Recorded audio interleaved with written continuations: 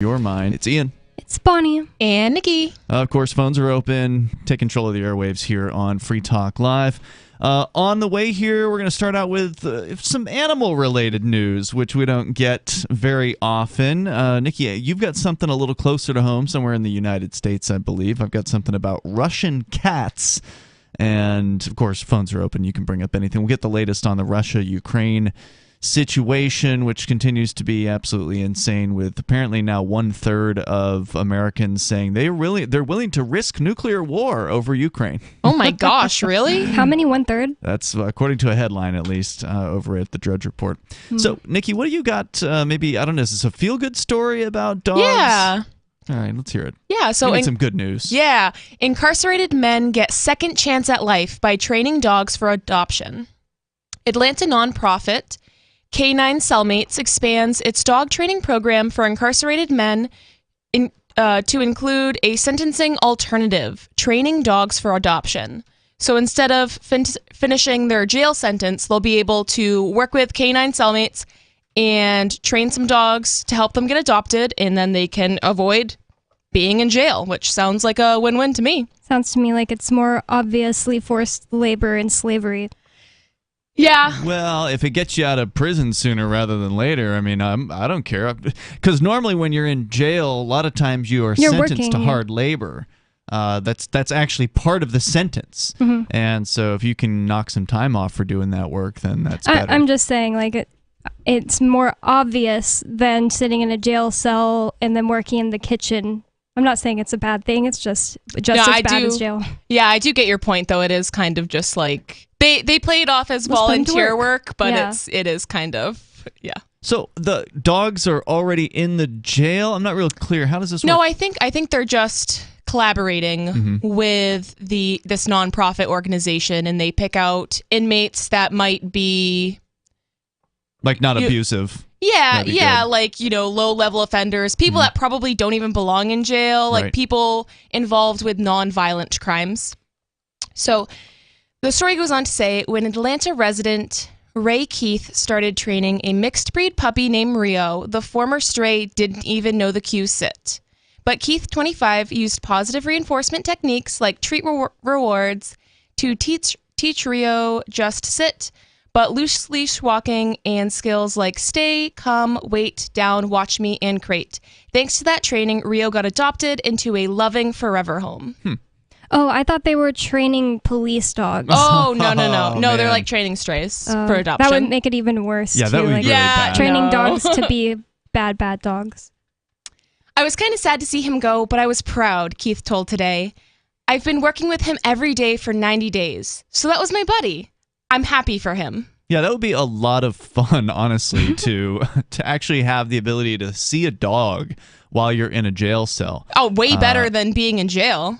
I mean, yeah, are they letting him out of the jail to go somewhere for this? It seems like they're probably, it didn't specifically say in this story, but it seems like they were letting them live in maybe like some sort of like group home or like a halfway house. Yeah, like a halfway house type of thing. So it seemed like they were actually getting out of jail and working with these dogs. Yeah, it didn't sound like they're putting the dogs in the cell with them. Yeah. You couldn't do much as far as training in an 8x6 cell. Yeah, definitely couldn't do loose leash walking. I think it's funny how this article says the mixed breed stray didn't even know the command sit, and neither did Coconut before he met Ian, just because he was so willful he didn't want to listen to me. Yeah. So Keith participates in Beyond the Bars, a new rehabilitative program from Canine Cellmates. Since 2013, the nonprofit has invited inmates at Fulton County Jail to learn to train shelter dogs for adoption in a 10-week program. The dogs get 24/7 socialization and training from the men in a special dormitory for trainers who can learn a valuable life skill as well. Later that year, the nonprofit created the Beyond the Bars program, a sentencing alternative that keeps men out of jail. Instead of being incarcerated or proceeding further through the legal system, participants commit to training shelter dogs for a year at the new Canine Cellmates facility, leased with a grant from the nonprofit Best Friends Animal Society. Yeah, I mean, who would say no to this unless you really don't like animals and don't belong around them? But this sounds like a really great opportunity, and I'm glad to hear that there are programs that exist to do something to intervene between going to a prison cell and otherwise being a productive person. I mean, it's still obviously they're still under coercion. They don't have many choices. But given, it's like I was selling weed and liking my life living in my own apartment, but these people gave me the chance to either stay in a jail cell or go train these dogs. I guess I'm going to do that. Like, that's how I feel about it. I feel like it's still pretty awful, but better than sitting in a jail cell. Yeah, I'd choose it if I was them. It's a no-brainer, I mean, to choose this route for sure. So, I mean, good on them. And it's nice that it's not government funded. It's really? It's from a they just What was the grant? Said the nonprofit Best Friends Animal Society. So it sounds like donation based. Amazing. Best Friends, they do they'll help you get your dog fixed too for free if you don't make too much money. Huh. So is that, I've never heard of this before. Is that like a popular organization? I just know I was looking into it for my dog, but I made literally like $100 too much a year to get Coconut fixed for free. It was really annoying. I was like, ugh. Yeah, so this story is from Atlanta, Georgia. So I've never heard of a program like this. Me so neither. I'm thinking it's the only one, but I mean, I think it's great to help people avoid jail time. And it does suck that they're in jail in the first place, because I'm guessing if they're eligible for this program, it's a nonviolent crime, and they probably don't belong in jail in the first place. Yeah, that was going to be my question. I don't know if they get into any of the details as far as what are the qualifications, how do they determine whether someone is or is not acceptable to even be offered this program. And I would think it's got to be nonviolent, because I mean, you don't want them being violent against the dog. Obviously. And there's a ton of people in jail who are nonviolent. I remember when I was in jail a decade ago for civil disobedience, I had an encounter with the superintendent, who is actually a member of Law Enforcement Against Prohibition, which is unusual. Most members of Law Enforcement Against Prohibition, which they've changed their name since, now they're Law Enforcement Action Partnership, because they're still against prohibition, but they're also now speaking out against police militarization and other things that we would agree with. I didn't know that was a thing. Yeah, they're really actually a pretty great organization. They're still cops, but they're like the least bad of them out there. But most of them are retired cops who kind of came to the light, if you will, after they retired. But one of the key differences with this guy was he's now retired, but at the time he was the superintendent of the jail here in Cheshire County. And I'd already had a relationship with him because I'd seen him testify at multiple state house hearings. So like whenever there was a bill to lower the penalties for drug possession or anything, he would actually take his own personal, he'd take a day off. He'd take a personal day and would travel up to the state house and testify in favor of drug decriminalization and drug legalization. So this guy was actually pretty decent, all things considered. Like, he wasn't, as far as jail superintendents or jail wardens were concerned, he's probably the least bad of them, and did a lot of good work. And so he just happened to come through the cell block I was on, and I said, well, how many of the people in your jail do you think shouldn't be here? And he said 40% at least. Wow. Yeah, and that's just, he's there every day, and he knows the kind of things that people are arrested for. And by and large, it's things like possession of drugs or driving while license suspended. You'd be surprised how many people get what they call up here, it's called habitual offender status, where they arrest you more than once for just trying to go to work or something like that. The guy I washed dishes with was in jail for a year because he was trying to go to work. He wasn't drunk and driving. The guy that got drunk driving was only in there for 21 days. Wow. But the guy that was driving to work just to feed his family on a quote-unquote habitual offender, he got an instant 1-year sentence for that. There's more coming up here, 603-283-6160. Well, they're also targeting Russian cats, so that was the good news, and we'll give you some bad news with that coming up.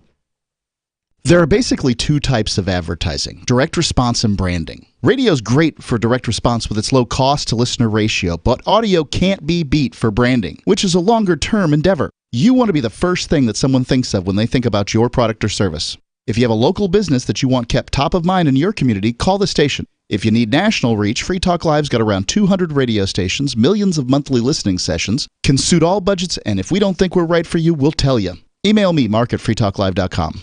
Brute force, intransigent defiance, adamantine will. These are the hallmarks of the AI tank. These gigantic machines have the firepower of an army, but they also have their own sense of honor and duty. When the world breakers arrive, battle will be joined, planets will shake, and war and peace will never be the same again. World Breakers. Stories from David Weber, Larry Correia, and more. Available August 3rd from BaneBooks.com. Looking for a great real estate investment? Consider New Hampshire, which is ground zero for the Liberty Movement. Your first call should be to Mark Worden from Porcupine Real Estate. He's more than just a real estate agent. He's your New Hampshire concierge. Where are the best places to live? Do you want farm, city, the burbs, or forest? Do you want a duplex or multifamily building so that renters pay your mortgage? There are homes in all price ranges in New Hampshire, and Mark can help with financing too. Invest in Liberty and property. Mark Worden can help.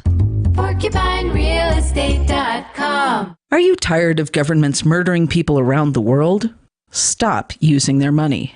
There is an alternative. Bitcoin is a stateless, free market, non-political currency. Bitcoin cannot be inflated or controlled by any government. By using their money, you are helping the state. Stop doing it. You have an incredible alternative available now. Learn it, use it, spread it. Get started with Bitcoin at Bitcoin.com. That's Bitcoin.com.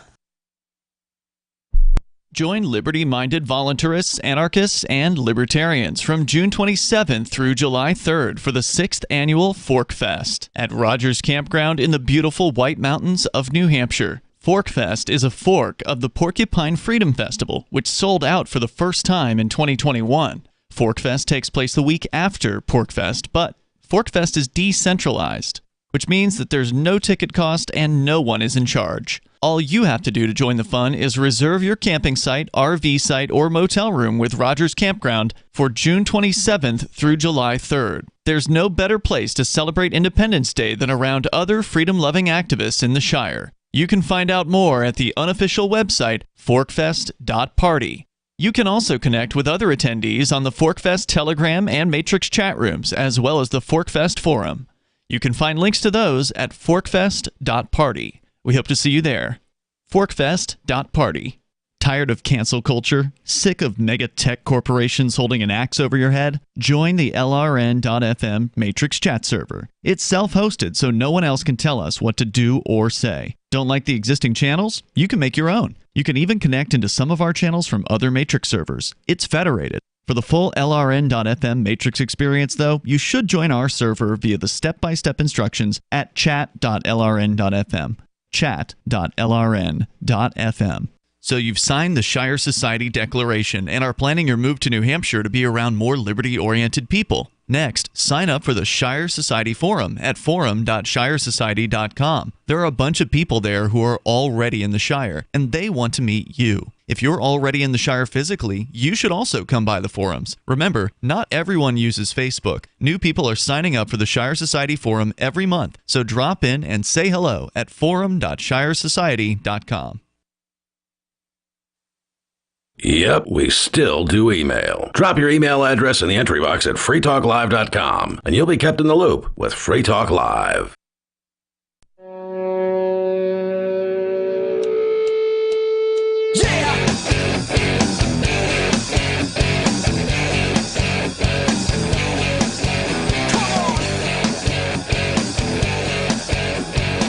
It's Free Talk Live, and the phones are open here if you want to join us. You can. 603-283-6160 is the number. That's 603-283-6160. And Free Talk Live is brought to you by Bitcoin.com. If you are ready to start learning about cryptocurrency like Bitcoin and Bitcoin Cash, well, they can help you over at Bitcoin.com. Just click Get Started right there at the top of the page, and that will assist you in learning the basics about cryptocurrency. What's decentralization all about? Why is it so important?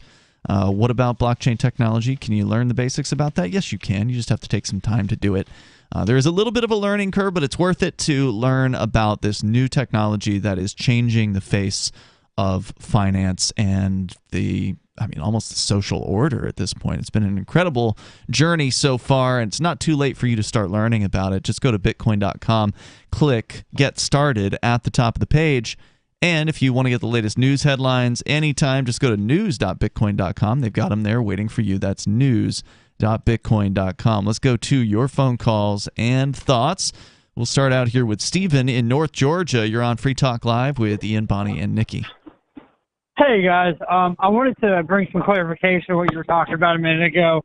Yes, I don't think that you were intentionally misrepresenting it, because I think that you are pretty honest about the fact that this is just an article you read. But the places that are doing the dog stuff in Georgia is like DeKalb County, Fulton County, Gwinnett County, Forsyth County, like the metro Atlanta area. And you are 100% an inmate there. And it is only for people that have no felonies, because in Georgia, and I assume everywhere else, if you have a felony, you have to go to like legit prison. So in Georgia, it's not a big deal. Well, it is a big deal, but it's commonplace to be sentenced to 5-6 years in county jail time. Wow. And really? So if you have 5 or 6 misdemeanors, sure, why not? Oh, wow. If you have 10 misdemeanors, right, and you do 6 months apiece, that's 5 years. And so they can give you good time if you work. And so what they're doing with this dog stuff is they're giving you good time. So you're getting 3 for 1, maybe 4 for 1. But it's 100% you are an inmate there. It does tend to be a bigger thing in the private jails. It does tend to be one of those things for, younger guys or older guys. So just to clarify, when you say they're giving out good time, that this is just basically jail work. So it's just one of the myriad of things so like if they told you to work in the kitchen and you worked in the kitchen, you'd get good time for that. So this is no different from that, is what you're saying? This is no different. Now, they might give you more good time, they might get you less, but in Georgia, they have to incentivize you for working, but they don't have to pay you. So they can go, hey, we're gonna give you early release, called good time. Yeah. So in Georgia, are they training the dogs to become police dogs, or is it like this story that Nikki had where they're just training the dogs to be able to be adopted? It depends on the facility. I don't think any of the facilities are doing police dogs. I haven't heard anything about that. No, I hope not. No, you would need to be a certified trainer in order to You train probably need to somebody be a for police dog. guy, right? You'd have to be police certified in some sort of way. They're not just going to let somebody who isn't getting paid top dollar from the police departments to train a police dog. But that's kind of what I thought with this story, that I didn't really think they were getting paid. I thought it was more like what the caller said, good time, but it was unclear in the article from the Today Show whether they were still going to be in jail or whether it was like some sort of halfway house sort of deal. So the big allure to these what they call trustee programs is it's what's called a button door room. So like when I was being housed, the majority of the time, I was in a room where you didn't go out till the guard wanted you out. But in these other programs, like where you have to kind of prove that you're going to obey the rules and do what they want and listen to the master, when you do those things, they put you in a room with a button, and it's basically like you get to decide when you come out. And so that's when you say come out, do you mean come out into a day room, into a population room? Come out to a day room. You get more time to like go on the yard. But they tend to do like shakedowns more so there. So like when I was being housed the last time, well, the big long stint, which was 181 days, my unit got shook down twice. It got shook down like right when I got there, and then about 90 days into it. And when you say shook down, you mean guards come in, they take you out of the cell, search you, and then toss the cell looking for contraband, correct? Exactly. And then in these trustee pods, they tend to not shake down unless there's an issue. And so... Did you work while you were in there for 180 days, and what did they have you doing? No, they cannot allow you to work or offer you work until you've been sentenced in Georgia. Because they've had to make... Oh, you were there pre-trial. Yeah, remember he was the guy that the judge was like, all right, well, I'm putting you back in jail until you decide you want to agree to the plea deal or whatever it was. It was ridiculous. Yeah. The probation restrictions. Wow. That sucks. Yeah. But, no, those guys tend to have, multiple years of misdemeanor charges. Those guys tend to, no disrespect to anybody, but and I agree with this from a political stance more so than an inmate stance, but they tend to be more willing to listen. I would get in trouble for the guard would say something. I go, well, why? Why is that the way we do things, right? Why can we not have a group decision on how we do this? Which obviously isn't the thing that you do in jail, but I'm cool with getting tased on occasion. You're cool with getting tased? Is that what you said? I was tased because I was like, I don't agree with your rule. And he was like, well, you can go in. I was like, I'm not going in because legally I get 60 minutes out a day and I haven't had my 60 minutes out. And he goes, well, you're a distraction. You need to go in. I was like, I'm not going in. And next thing I know, go in where? 50,000 volts. Say what? Go in where? You said you're not going in where? Yes. I'm not going back in my room. I'm not walking down. I got you. Well, yeah, people are going to behave, and thank you, Stephen, for the call tonight. I appreciate it. Definitely somebody is going to behave differently when they're a sentenced inmate versus somebody who is their pretrial. They could, he is innocent until proven guilty, and it's allegedly, yes. It's insulting to be treated as though you're just another prisoner. But once you're a prisoner, then it's like, okay, well, you should probably be on your best behavior because you don't want to not get good time. You don't want to have to stay there. If you can get out after 2/3 of your sentence, you want that, right? Yeah, exactly. You don't want to stay for all of the sentence if all you have to do to get out is go to work. Well, and I've heard from a lot of people that they were treated worse pre-trial versus after sentencing. Like they reported to me that they felt like they were treated better after sentencing, and which doesn't make any sense at all because innocent until proven guilty. But it's really just that's not a thing anymore. It's sad, but yeah, it's absolutely true. I mean, I'm out on pretrial confinement, and I've got an insane amount of bail restrictions. The number is 603-283-6160. That's 603-283-6160. And if you're interested in learning more about why I'm out on bail, check out thecrypto6.com. Today, by the way, the 1-year rate-iversary. On the date, this date, a year ago today, we had our windows smashed in at 6 in the morning as it was freezing, below freezing outside. And we're the most highly rated radio show. Yep. Free Talk Live's video archives have been on LBRY for years. LBRY is an uncensorable, decentralized, blockchain-based media sharing protocol, and we're big fans of it here on Free Talk Live. In 2020, LBRY launched Odysee, a video sharing website to compete with YouTube, and it's really taking off, now with over 1 million channels, many of whom are disaffected YouTube creators. During YouTube's crackdown for not towing the government line on COVID, the Free Talk Live YouTube channel started receiving strikes and could be completely taken down at any moment. Thankfully, Odysee started offering live streaming, so we're now streaming live every night and posting our video archives permanently to Odysee. You can watch live or anytime on our Odysee channel by visiting video.freetalklive.com. If you want to go all in, download the desktop app at lbry.com, and then every video archive you watch, you'll help seed and keep it online forever. At minimum, we ask you visit video.freetalklive.com and follow us on Odysee today. video.freetalklive.com. From Feature Story News in Washington, I'm Simon Marks. I think he is a war criminal. President Biden says Vladimir Putin is a war criminal. He used the phrase for the first time today after a White House event that was not specifically about Ukraine, although earlier in the day he had sidestepped the question, even after accusing the Russian president of bombing Ukrainian hospitals and residential apartment blocks.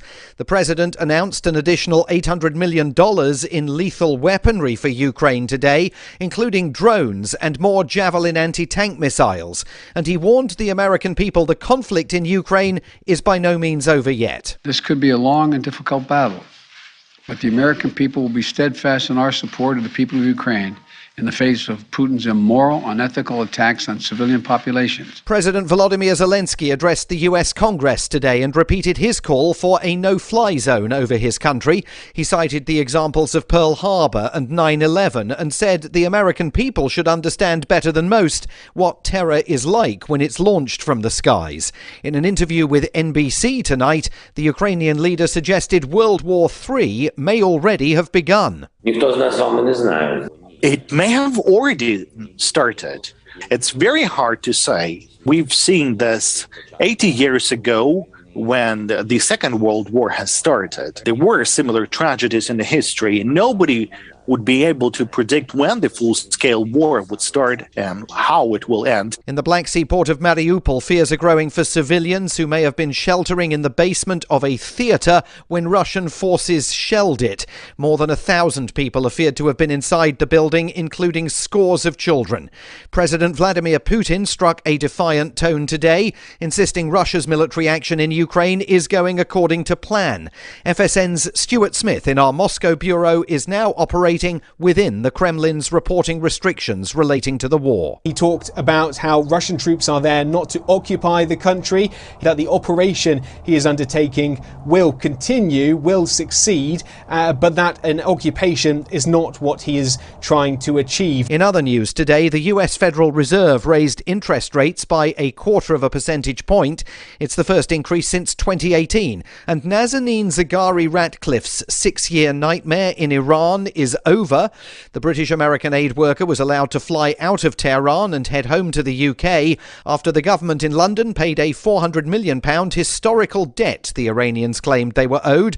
Former British Foreign Secretary Jeremy Hunt conceded the matter should have been resolved long ago. In retrospect, we'll look back and say we took too long. President Obama sorted out a similar issue for the United States in 2016.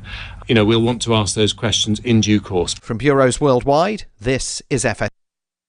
Got Telegram? You can follow our channel there and discuss show prep with other listeners at telegram.freetalklive.com.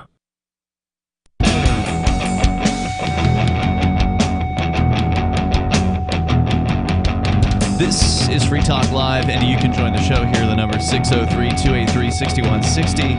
That's 603-283-6160. In the studio tonight, it's Ian. It's Bonnie. And Nikki. Phones are open. You can take control of the airwaves here. That's what we do.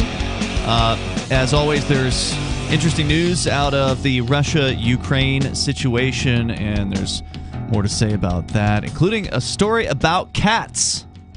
We've heard about the various different corporations, Netflix, McDonald's, Pepsi, Airbnb.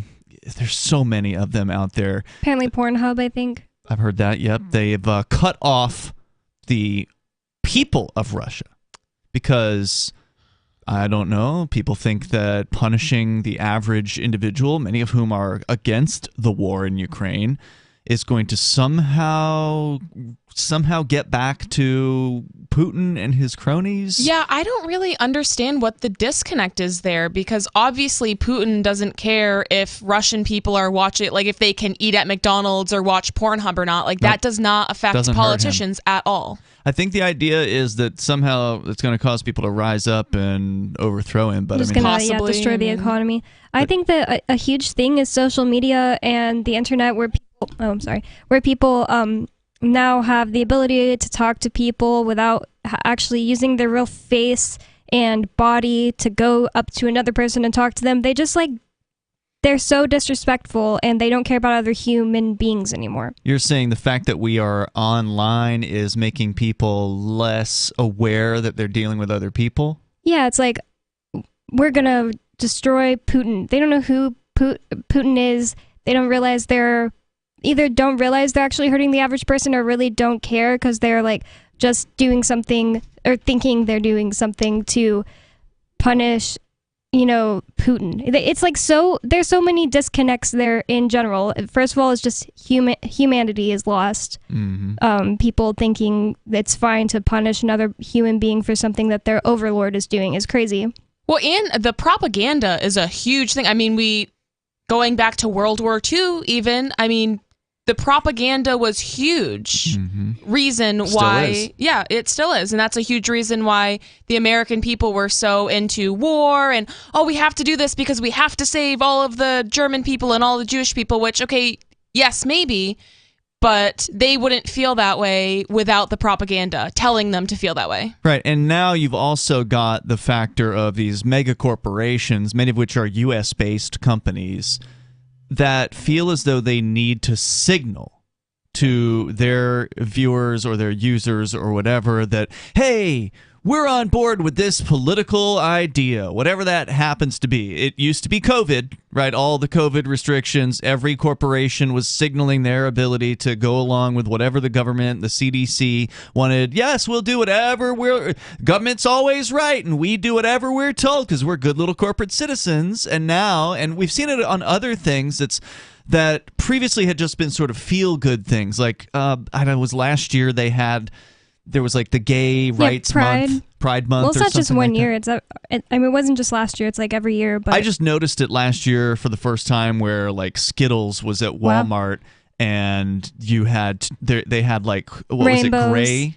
They had gray Skittles. That was weird. Yeah, they had gray Skittles because they said this year you are or this month you are the rainbow. That's weird. Yeah. And previous to that, I mean, I had seen it online previous to that, Bonnie, where companies would like post a thing about how pro, gay rights they were. And the reason they're doing this isn't because they actually care. It's because they want to make money. And that's fine. I don't besmirch them for wanting to make money, but they figured out that they will make more money if they say, we're for gay rights, than if they don't.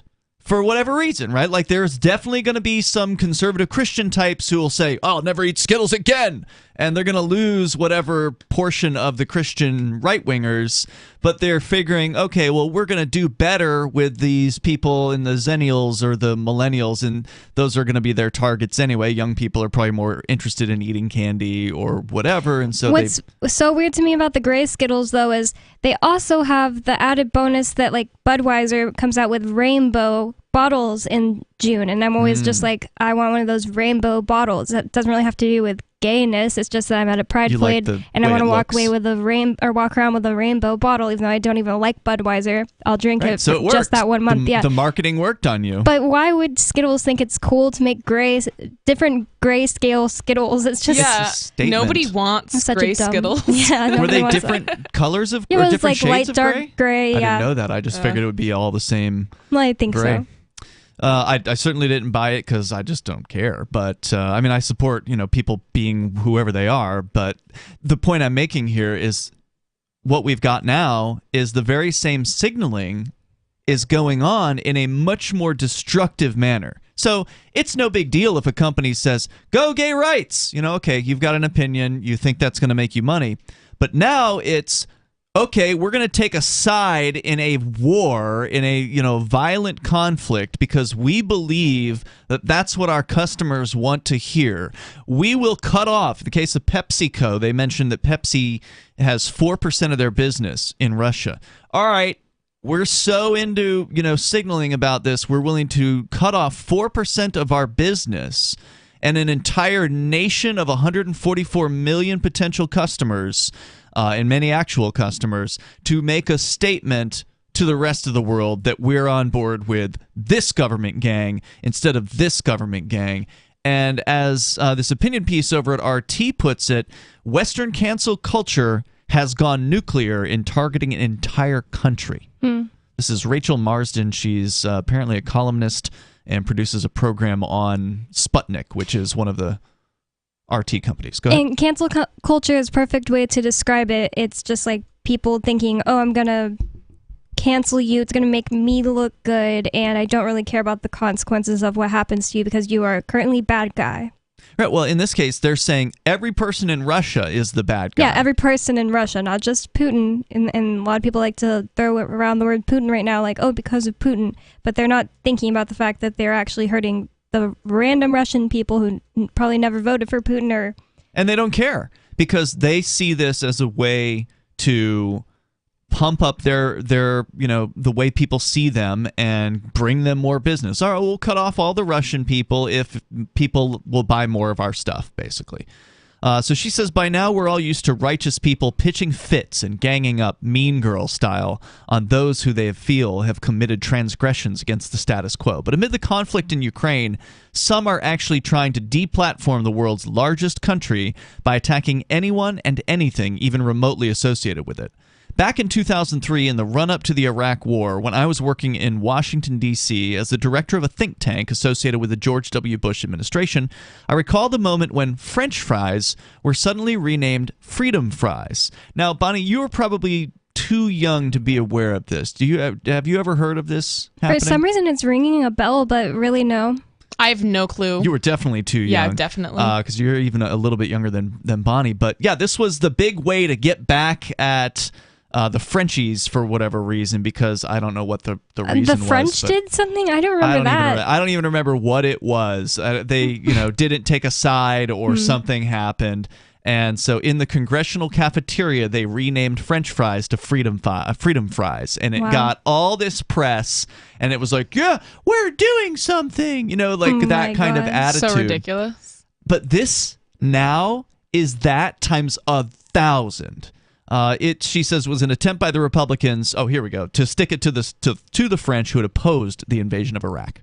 French products were also subsequently boycotted over Paris's refusal to support the U.S. invasion, but such measures are almost quaint and sensible compared to the utter hysterical lunacy that is transpiring today, and we're going to get into the cats aspect of this, as Russia and NATO member countries face off over Ukraine. According to various reports, North American government officials have been demanding the removal of Russian vodka from store shelves, but it turns out that almost none of it was imported from Russia. Wow. None of it's even made in Russia. The brands in question, Smirnoff or Stolchnaya, for example, just sound Russian. We'll tell you more about this insanity, this cancel culture against an entire nation of people. The number is 603-283-6160, and their cats, as you'll hear in moments. Phone records, financial and location data, Prism, Tempora, X-Keyscore, Boundless Informant. Hey, y'all, Scott Horton here for offnow.org. Now, here's the deal. Due to the Snowden revelations, we have a great opportunity for a short period of time to get some real rollback of the national surveillance state. Now, they're already trying to tire us by introducing fake reforms in the Congress. And the courts, they betrayed their sworn oaths to the Constitution and Bill of Rights again and again, and can in no way be trusted to stop the abuses for us. We've got to do it ourselves. How? We nullify it at the state level. It's still not easy, but the Off Now project of the 10th Amendment Center has gotten off to a great start. I mean it. There's real reason to be optimistic here. They've gotten their model legislation introduced all over the place, in state after state. I've lost count, more than a dozen. You're always wondering, yeah, but what can we do? Here's something important, something that can work if we do the work. Get started cutting off the NSA support in your state. Go to offnow.org.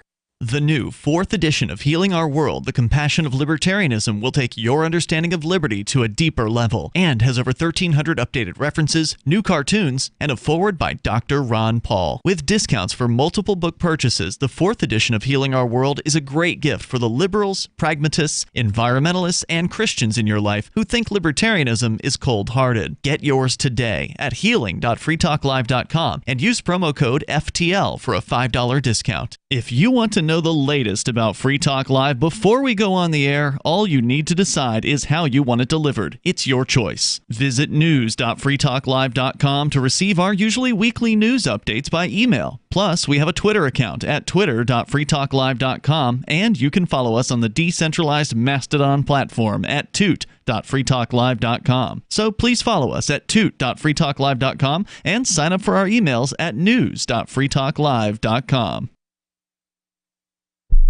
Why did you move to the Shire? I moved here to the Shire because there's other people around who take liberty just as seriously as I do. I moved to the Shire because I saw videos of people challenging authority and thought that I could get support myself. It called to me, like, do this, right now. I wanted to be around people like me who got it, and once I got here, I knew there was nowhere else that I wanted to be.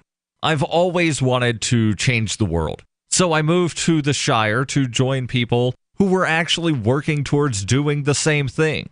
The people here are awesome, loving, and positive. It was for the adventure and for the feeling of something important is happening here, and I just wanted to come to sort of be part of that. Visit ShireSociety.com to read and sign the Shire Society Declaration and learn the reasons why, if you love liberty, you should immigrate to the Shire. Plus, connect with others via the forum at ShireSociety.com. That's ShireSociety.com. There are lots of ways to listen to Free Talk Live. Our podcast has been around since podcasts began, and now the FTL feed is loaded with content besides our full show archives. Did you know that we make it easy for you to customize your podcast subscriptions? We have different feeds, one that includes only our full shows, one with just the Daily Digest, and our main feed that includes everything. You decide what you listen to. It's quick and easy to customize your feeds at feeds.freetalklive.com. That's feeds.freetalklive.com. My name is Jacob Hornberger. I'm president of the Future of Freedom Foundation, which Congressman Ron Paul awarded for having an outstanding freedom website.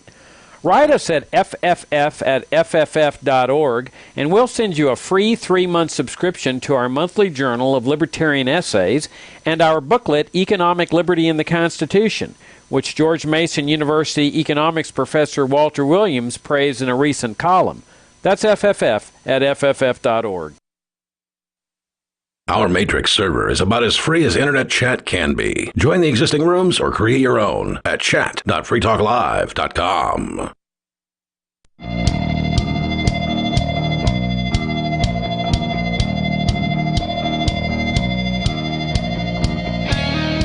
This is Free Talk Live, and you're invited if you want to join us here. If you want to share some of the most ridiculous examples of this woke signaling against Russia and the Russian people, you want to share what you've seen, feel free to join us here at 603-283-6160. That's 603-283-6160 here tonight. Ian. And Bonnie. And Nikki. Also want to say thanks to Dennis W., who is a Free Talk Live supporter of the AMPS program. It's a Patreon, and he signed up as a Platinum, which, thank you, Dennis. It's $25 a month at least. Heading over to our Patreon at amps.freetalklive.com. It stands for Advertise, Market, Promote, and Support. It's a way for you to help us get the ideas of liberty onto more great radio stations around the country. So thank you, Dennis, for helping us out there. Once again, it's amps.freetalklive.com. Thank you, Dennis. Indeed. So sharing an opinion piece here from RT.com, which is now one of the most difficult websites to access, one of the most hard to find content on the planet. We'll get into Canada now banning RT on the way here. So there's been plenty of targeting of this particular website and their television content, which makes me want to know, well, what do they have to say? What are they saying over at RT? Why is it that so many government gangs of the world do not want you to hear what they have to say? Well, look, it is propaganda, obviously. But to RT's credit, they have actually reported at RT on some of the things that the Russian government has been doing. So it's not like RT has completely whitewashed all of Russia's actions. Here's another headline from RT, and this one was from several days ago, last week. I think it's like 10 days ago. Russia criminalizes, quote, disinformation about the army. So they're reporting on some of the bad things that Russia is doing over at RT. Obviously, though, it is Russian government funded, so you do have to keep that in mind. But as we pointed out in our discussion about RT America and their shutdown, Holland Cook, who is a longtime friend of the show here on Free Talk Live, hosted a show on RT, and he said when he, again, they had to fire everybody because they can't get paid anymore due to the fact that the Russian banks are being shut off. And so they had to shut down operations, and he said they had never told him what to say. They never told him there was, and they never told him there were anything that he could not talk about. He could talk about anything he wanted and have any position or opinion that he wanted on his show. Wow, what was the show about? It was called The Big Picture, and it was about whatever he wanted it to be about. I mean, Holland's kind of a leftist, so his political perspective came from that side of things. In fact, he seems to be a supportive of Ukraine in general, I think, but.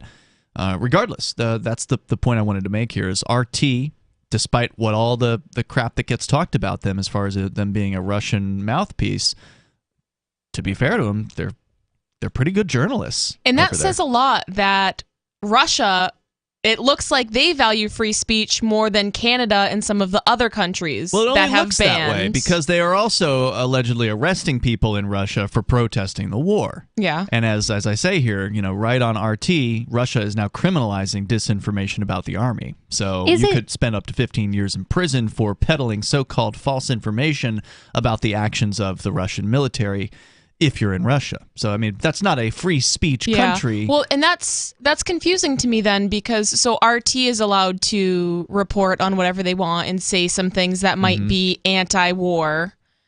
Well, I wouldn't say RT is anti-war per se. Their job is to report on what's going on, and they are giving the Russian perspective on things. But if they were to lie about what the Russian military were doing, then they could be prosecuted. Okay. What were you going to say? Is it really true that it's illegal to be gay in Russia?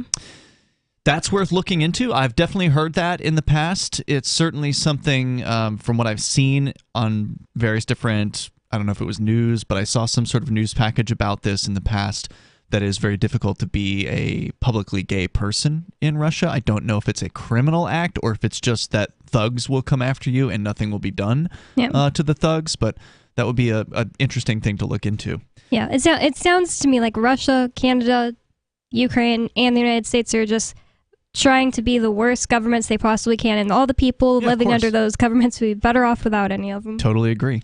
But that said, let's talk more about what's been happening to the Russian people, because we know that governments are oppressive. We know that governments are just people that are using violence and the threat of violence against their neighbors. None of them should be trusted. You can't believe a word that they're saying, but what you can believe is what these U.S. space and other international corporations are doing as a result of them wanting to be seen and be signaling about taking a position on this. So we talked about how some people in the United States have been protesting by pouring out liquor, which they believe to be Russian, but they're not. Smirnoff and Stolichnaya they just sound like they're Russian.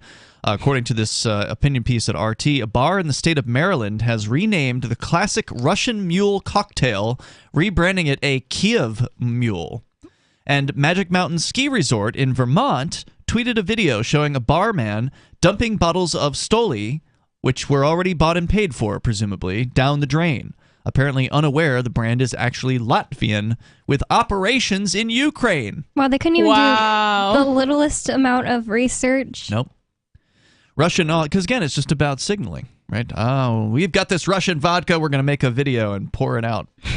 And get a bunch of people sharing it, and probably a bunch of leftists, and I guess there's some righties who are in favor of Ukraine as well, coming through their door. Everybody should boycott that bar because they accidentally poured out Ukrainian-made vodka. Russian author Fyodor Dostoevsky was canceled by the University of Milano Bicocca in Italy, which suspended a course about him before reinstating it after a backlash. But the joke was on them because Dostoevsky was already canceled, you could say, having passed away in the year 1881. So the odds are fairly low that he had any involvement in the current Ukraine conflict. Oh my god, I like how she's using the word canceled like it's just a scientific word or something. It's also improbable that cats or dogs from Russia are responsible for the situation in Ukraine. Although, hey, you never know, right? One can never be too sure. So the fact that the International Feline Federation has banned Russian Moggies from competitions, and this year's Crufts Dog Show, the world's biggest annual such event, is reportedly prohibiting the participation of Russian pooches, is totally sane and logical. Wait, does that mean like if the owners and the dog live in Russia, they're not allowed to? Or is it saying some type of Russian breed? Because Russian Moggy sounds like some kind of breed of cat that's I think Russian. Moggy might be slang for cats, but let's get into there's actually a whole other story about this. We'll detour into it from RT. The International Feline Federation, FIFE, has weighed in on the Ukraine crisis, banning Russian-owned cats. So not just one type of cat, but any cat owned by a Russian person from competing in its shows as a sanction for Moscow's military attack on the former Soviet Republic. Quote, "The FIFE Executive Board is shocked and horrified that the army of the Russian Federation invaded the Republic of Ukraine and started a war," said the Paris-based federation this, I guess, over a week ago. The group added that it, quote, "cannot just witness these atrocities and do nothing." As a result, cats belonging to Russian residents will be banned from entry at any FIFE shows. In addition, no cats bred in Russia can be imported and registered in a FIFE pedigree book, according to the group. The sanctions will remain in place through at least May and may be extended, presumably depending on what transpires in Ukraine.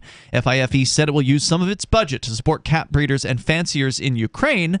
Quote, our Ukrainian fellow feline fanciers are desperately trying to take care of their cats and other animals in these trying circumstances. So it's okay to help the people in Ukraine take care of their cats, but the people in Russia, screw them and their cats, right? Because it's not all about the cats for this feline federation, it's about politics. FEFI is a federation of cat registries with member organizations in 39 countries. It also is one of 9 World Cat Congress members. And so, yeah. Honestly, I'm pretty sure if you cared what was right for, or what was best for cats, you'd let them sit around playing with yarn all day and not train them to walk around in these stupid shows. Yeah, it is kind of weird. Yeah, there was a great movie about the dog shows. I don't think they brought cats into it, but it was called Best in Show. Really funny. One of those, what do they call them, mockumentaries, where it wasn't a real documentary, but filmed like a documentary, and pretty funny stuff. So if you like those sorts of movies, check that one out. Well, I think that the dog shows are kind of different because dogs love to learn how to do something and then get praised for doing the thing that they know how to do. But cats, I feel like they would just be like, get me out of here. Yeah, they typically don't care. I trained my cat when I had a cat. Yeah, but did you want to be taken out of the house in a crate into like a big arena? I doubt that. No. Yeah, that's what I'm saying. My aunt trained her cat to use the toilet. That's pretty impressive. The number here, male cat or female? I think it was a female, but I'm not entirely sure. The number is 603-283-6160. That's 603-283-6160. You can join the show here and more about the woke signaling cutting off the Russian people from the rest of humanity. It's sick. Coming up. What if you want to hear the latest episode of Free Talk Live, but all you have is your phone, you forgot to download our archive, and you have no data connection? You can call our Listen line at 641-793-0191. That's a long-distance number, so you may incur charges. If not, listen as long as you want. 641-793-0191. The Free Talk Live Listen line, 641-793-0191. Do you feel like your nation, state, or community no longer holds your values? Have you dreamt of a place where people agree that liberty is important and are free to pursue their projects so long as they respect the property of others? There are many people just like you that are discovering freeprivatecities.com. Their social media links are at the upper right of the page at freeprivatecities.com. All skill levels will be needed when the first of the Free Private Cities opens. It's sooner than you think. Stop arguing and build. freeprivatecities.com. Is oral health important to you? If you don't like your own teeth, fresh breath, or kissing people, then by all means stop listening. Several years ago, I met Jessica Armand, founder and CEO of My Magic Mud, and I became passionate about the product that she created and never want to live without it. It's clinically proven to whiten teeth, but I find it does much more. They want you to love My Magic Mud as much as I do, so they're giving you a money-back guarantee plus 20% off. Go to mymagicmud.com and use coupon code FTL20 at checkout. mymagicmud.com, FTL20. Tired of cancel culture? Sick of mega tech corporations holding an axe over your head? Join the LRN.FM Matrix chat server. It's self-hosted, so no one else can tell us what to do or say. Don't like the existing channels? You can make your own. You can even connect into some of our channels from other Matrix servers. It's federated. For the full LRN.FM Matrix experience, though, you should join our server via the step-by-step instructions at chat.lrn.fm.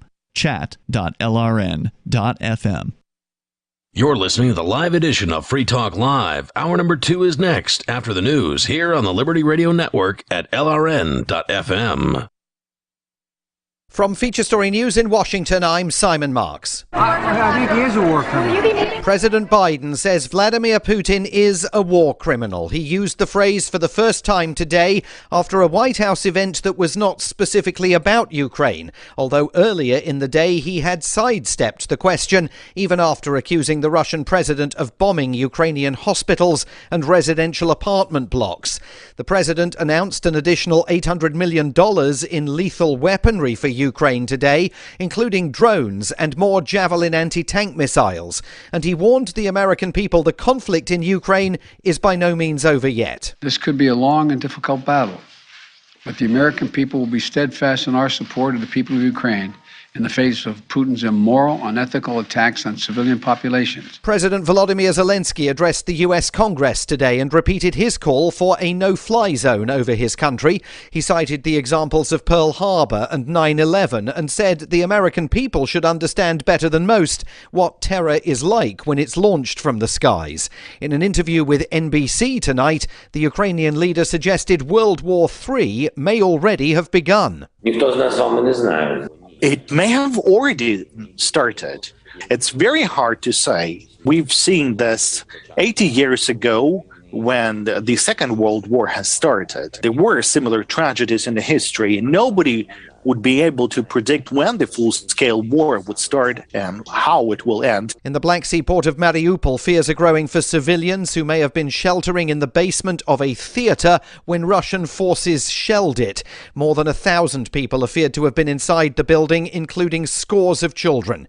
President Vladimir Putin struck a defiant tone today, insisting Russia's military action in Ukraine is going according to plan. FSN's Stuart Smith in our Moscow bureau is now operating within the Kremlin's reporting restrictions relating to the war. He talked about how Russian troops are there not to occupy the country, that the operation he is undertaking will continue, will succeed, but that an occupation is not what he is trying to achieve. In other news today, the US Federal Reserve raised interest rates by 0.25 percentage point.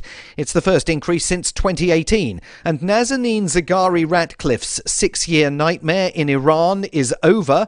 The British-American aid worker was allowed to fly out of Tehran and head home to the UK after the government in London paid a £400 million historical debt the Iranians claimed they were owed. Former British Foreign Secretary Jeremy Hunt conceded the matter should have been resolved long ago. In retrospect, we'll look back and say we took too long. President Obama sorted out a similar issue for the United States in 2016. We'll want to ask those questions in due course. From bureaus worldwide, this is FSN. With FSN Spotlight, I'm Simon Marks, updating our story from yesterday about Marina Ovsyannikova, the Russian TV producer who interrupted the nightly news on the country's Channel 1 to protest against the war in Ukraine. She appeared in court yesterday, was charged with a misdemeanor, paid a fine and was allowed to go free. Her actions have been widely noted around the world, but what about in Russia? Julia Davis is a media analyst for the Daily Beast. I believe it will have an enormous effect. That television station where she worked is viewed by millions, and her courage, I believe, will be contagious because a lot of people in Russia have direct links to Ukraine. A lot of families are part Russian, part Ukrainian. Many of them loathe and despise this brutal, unnecessary war. Even pundits on state-controlled television lately have been expressing their desire for this war to end as quickly as possible. They didn't want the bloodshed. They thought the flow of refugees was horrendous. They expressed that people that they know are horrified. And indeed, there were reports last night of mass resignations at Viesti, Channel 1's flagship news program that has a mass audience in Russia. Vladimir Putin's Potemkin media may be cracking. The main news again, President Biden has said for the first time that Vladimir Putin is a war criminal, although earlier in the day he sidestepped the question after accusing the Russian president of bombing hospitals and apartment blocks in Ukraine. President Putin struck a defiant tone today, insisting Russia's military action in Ukraine is going according to plan, and the US Federal Reserve raised interest rates by 0.25 percentage point. And that is the latest feature story news. Simon Marks reporting.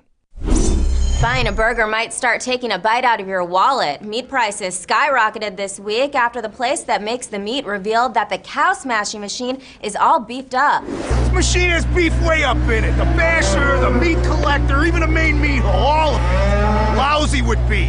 The cow smashing machine is an integral part of the meat-making process, taking whole big cows into one end, with all different meats falling out the other. Supermarket chains warn that unless we start smashing cows again soon, we could face a serious beef shortage. The beef industry is working hard to unclog the cow smasher, but says it could take several days or even weeks to scoop all the beef that's crammed up in there. Until it's fixed, meat-hungry Americans can take solace in the fact that the chicken grinder is working at full capacity, just completely tearing up all those chickens, and the pig machine is porking out hardcore. Up next, bluesmen find a rising trend of their babies done leaving on that there old devil train. This is the Onion News Network.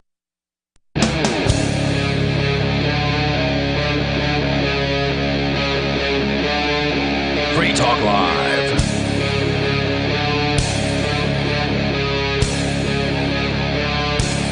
It's Free Talk Live. Phones open here as we kick off the second hour of the program. Joining you in the studio tonight, you've got Ian. And Bonnie. And Nikki. You can bring up anything you want. The number is 603-283-6160. That's 603-283-6160. For those of you just tuning in, we've been talking about the cancel culture now expanding to an entire nation of human beings who are being targeted and cut off from everything from purchasing things from McDonald's and Airbnb to Netflix, various different corporations, and even being banned from international feline competitions. Now any Russian-owned cats are prohibited from being able to be shown or entered into any of these competitions. Those are some of the things we've been covering so far.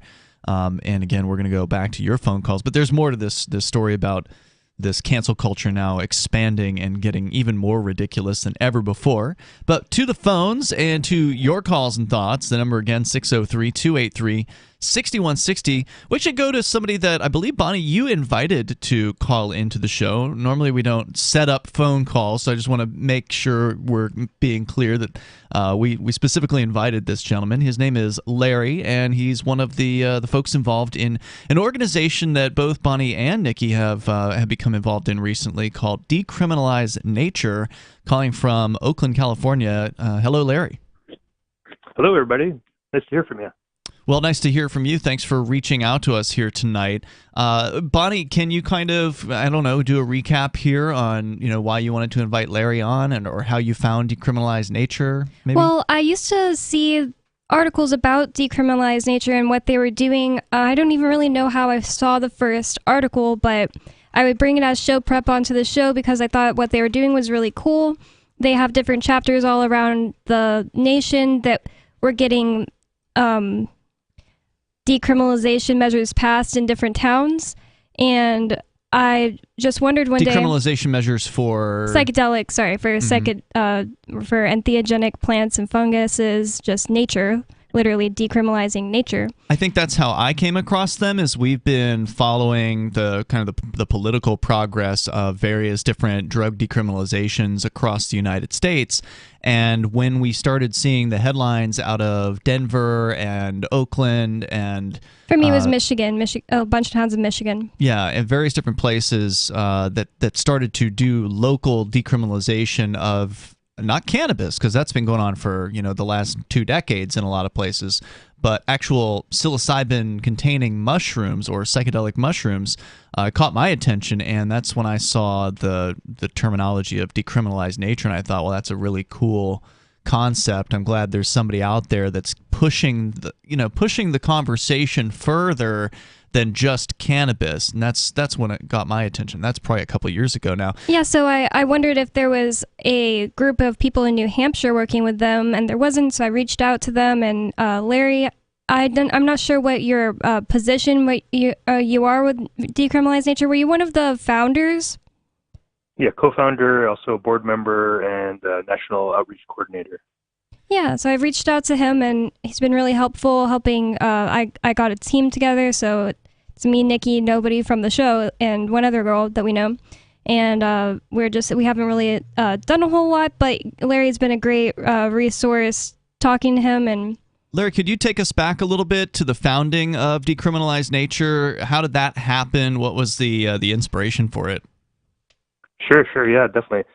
Well, it was we're lucky to be in the San Francisco Bay Area, where this is a pretty big conversation. It has been a conversation for a while, obviously. And so a group of us, some of us, I have another nonprofit called Entheogenic Research Integration Education, which deals with educating people about the topic of entheogenic plants and fungi, but also other psychedelics, and also helping people integrate or sort of make meaning of really profound and unusual experiences.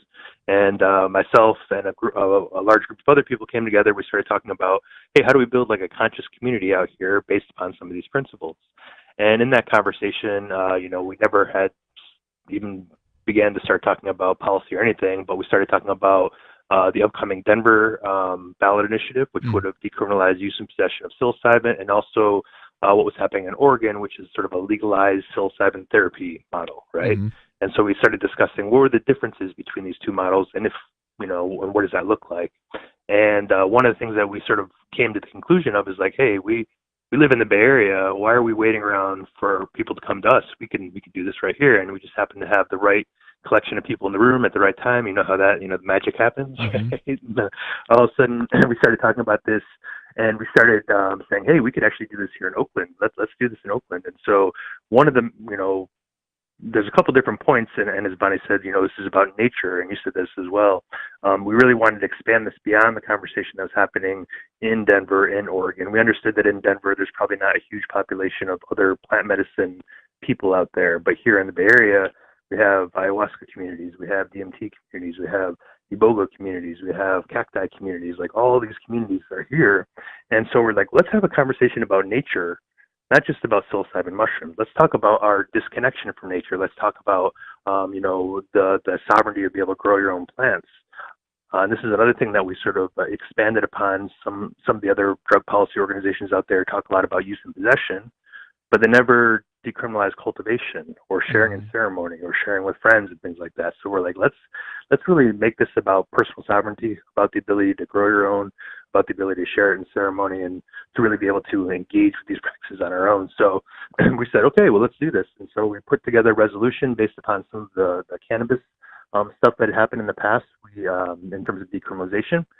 And, the basic part in terms of how you do this on the city level versus the state level is the city level, you really can't oftentimes do things that are in conflict with state law. But what you can do, what the city does have the power to do, is to control the purse strings and to create prioritization for law enforcement. So really it's kind of a de facto decriminalization, which is a deprioritization. So amongst the lowest law enforcement priority, if somebody was jaywalking, they would get a ticket before, someone that had mushrooms, for example.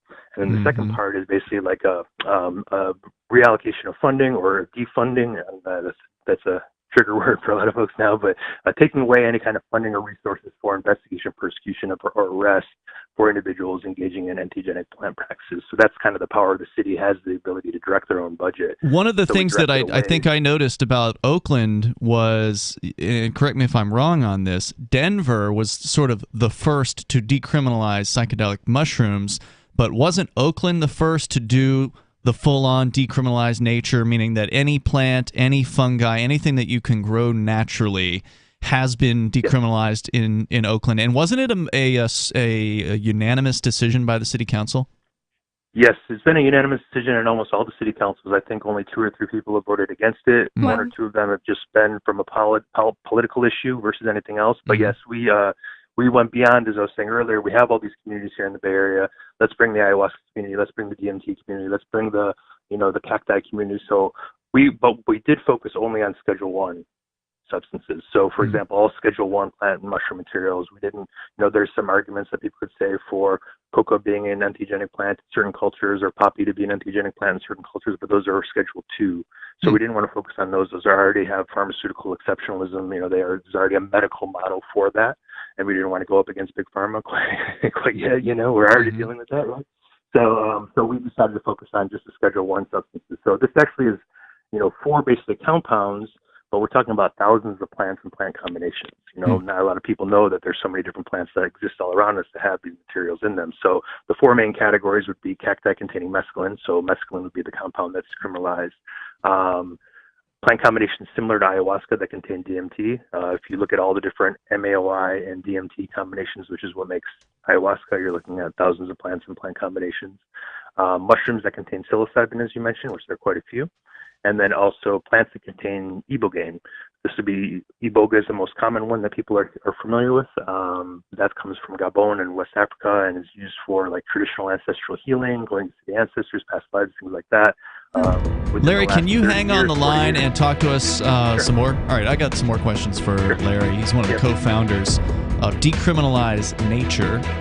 And offhand, I don't have their website, but we will get that for you. That way you can go and learn more about them as well. And if you've got a question, you want to weigh in here, you're welcome to join us at 603-283-6160. That's 603-283-6160. We're talking about decriminalizing nature here on Free Talk Live. There are basically two types of advertising: direct response and branding. Radio is great for direct response with its low cost to listener ratio, but audio can't be beat for branding, which is a longer term endeavor. You want to be the first thing that someone thinks of when they think about your product or service. If you have a local business that you want kept top of mind in your community, call the station. If you need national reach, Free Talk Live's got around 200 radio stations, millions of monthly listening sessions, can suit all budgets, and if we don't think we're right for you, we'll tell you. Email me, mark@freetalklive.com.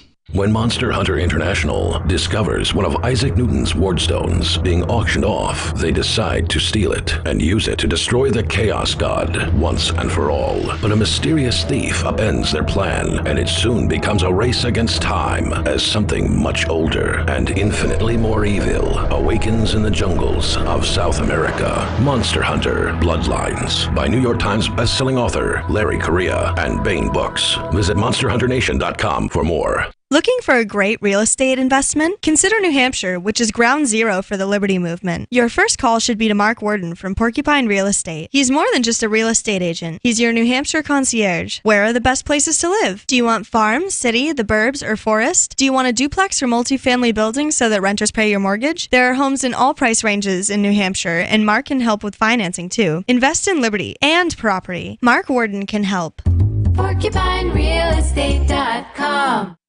Are you tired of governments murdering people around the world? Stop using their money. There is an alternative. Bitcoin is a stateless, free market, non-political currency. Bitcoin cannot be inflated or controlled by any government. By using their money, you are helping the state. Stop doing it. You have an incredible alternative available now. Learn it, use it, spread it. Get started with Bitcoin at bitcoin.com. That's bitcoin.com.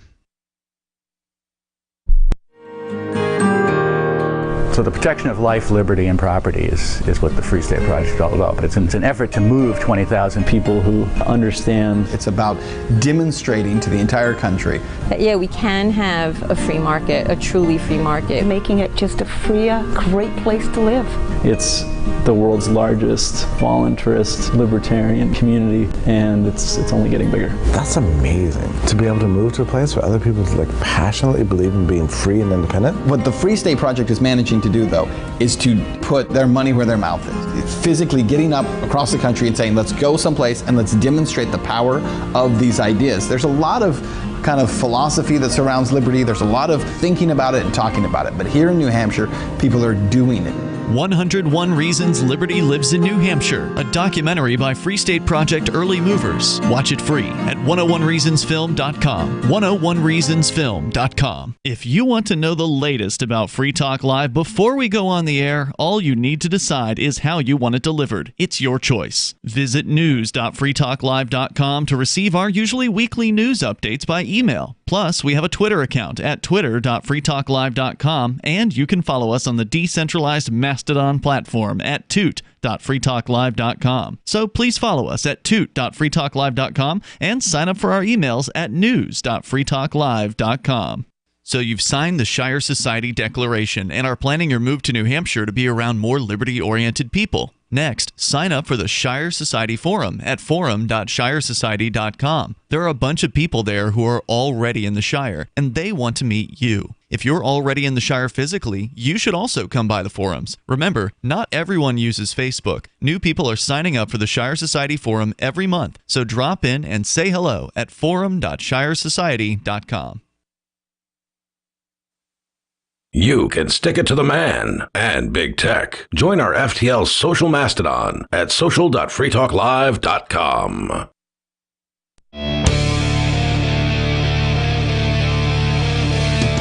It is Free Talk Live. Phones are open. If you want to join the show, you can.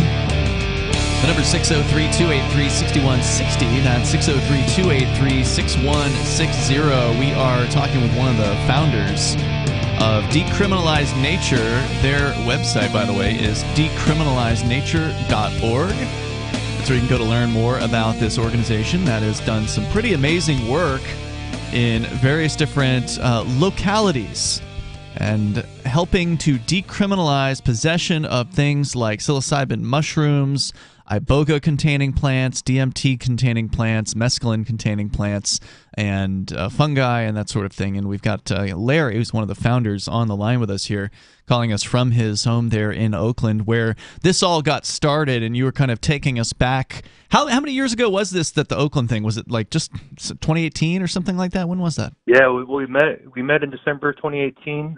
We passed in June 2019, so 1 month after the Denver ballot initiative passed. Wow. Our approach was a little bit different because we were asking for the city council to vote on it versus the constituents, which, again, like you said, that was pretty amazing. We have probably one of the most diverse city councils in the U.S. here in Oakland, and it was a unanimous decision. Everyone was behind the idea. Now I think there's 13 or 14 cities that have passed decriminalization of entheogenic plants and fungi across the U.S. Like I said, I don't know the numbers exactly, but I think 99% of them were unanimous decisions as well. Yeah, so that's what's been most interesting about this is the unanimity of the city councils. Normally, this would be in any issue in front of a city council, it's going to be political and there's going to be some sort of a divide. But to go with this unanimous verdict, when you started to approach, and the other folks there that you work with, when you started approaching these counselors one-on-one, was there pushback initially from a chunk of them, and they were persuaded? How did that go? Yeah, I mean, there was some pushback from some folks, and that's just, and that happens in every city. There's some neutral folks, there's some people who are like, I don't know about this, and that's where good education comes into play. You just share with them.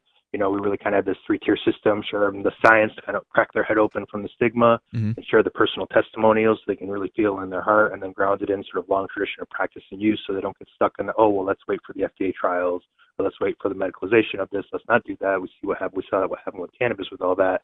Let's make sure that people can grow and just decriminalize. And so I think people were really behind that pretty quickly. It did take us some time, but it was an accelerated process. I think total time for us to pass was about 4 months, which is pretty amazing. And then since then, it's been a little bit more difficult, obviously, to pass 13 other cities across the U.S. during the pandemic when people couldn't do the lobbying, quote unquote, which is basically you sit in the lobby and you wait. Now you have to do emails, and it's really easy to say, it went to my spam box. So it's a little bit harder right now, but even still in that process, we've had 13 cities that have passed, 13 other cities that have passed some sort of policy around this. We're also working with 2 different state legislations in Michigan. Michigan not only decriminalizes entheogenic plants and fungi, but also defelonizes all substances, so people don't have really long prison terms. You're saying that's a proposal, or it's passed in Michigan?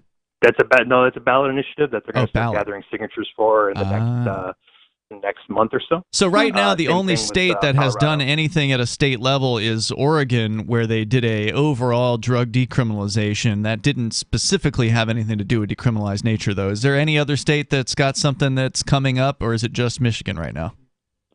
There's Michigan and Colorado, and then there's that's ballot initiatives. There's a lot of legislation that's being worked through, but the thing about legislation is it can be influenced and changed and edited and all that kind of stuff across the way. I know Vermont's got something going on right now with Representative Brian Chena, which is some pretty good language there. We really appreciate it. We really want to take and make this legislation and these ballot initiatives as simple as possible. Our approach is let's exempt these from the Controlled Substances Act. You have some of these other big corporate influence PACs that are going out there, and they, 27, 30, 70 page, Oregon was like a 70 plus page ballot initiative, right? Which is complex, which is difficult. There's all these licenses. There's all these barriers of access. One of the barriers of access in Oregon for the legalization of psilocybin is, do you smoke too much cannabis? But there's no definition of what that means. Wow. You have moral integrity with no definition of what that means.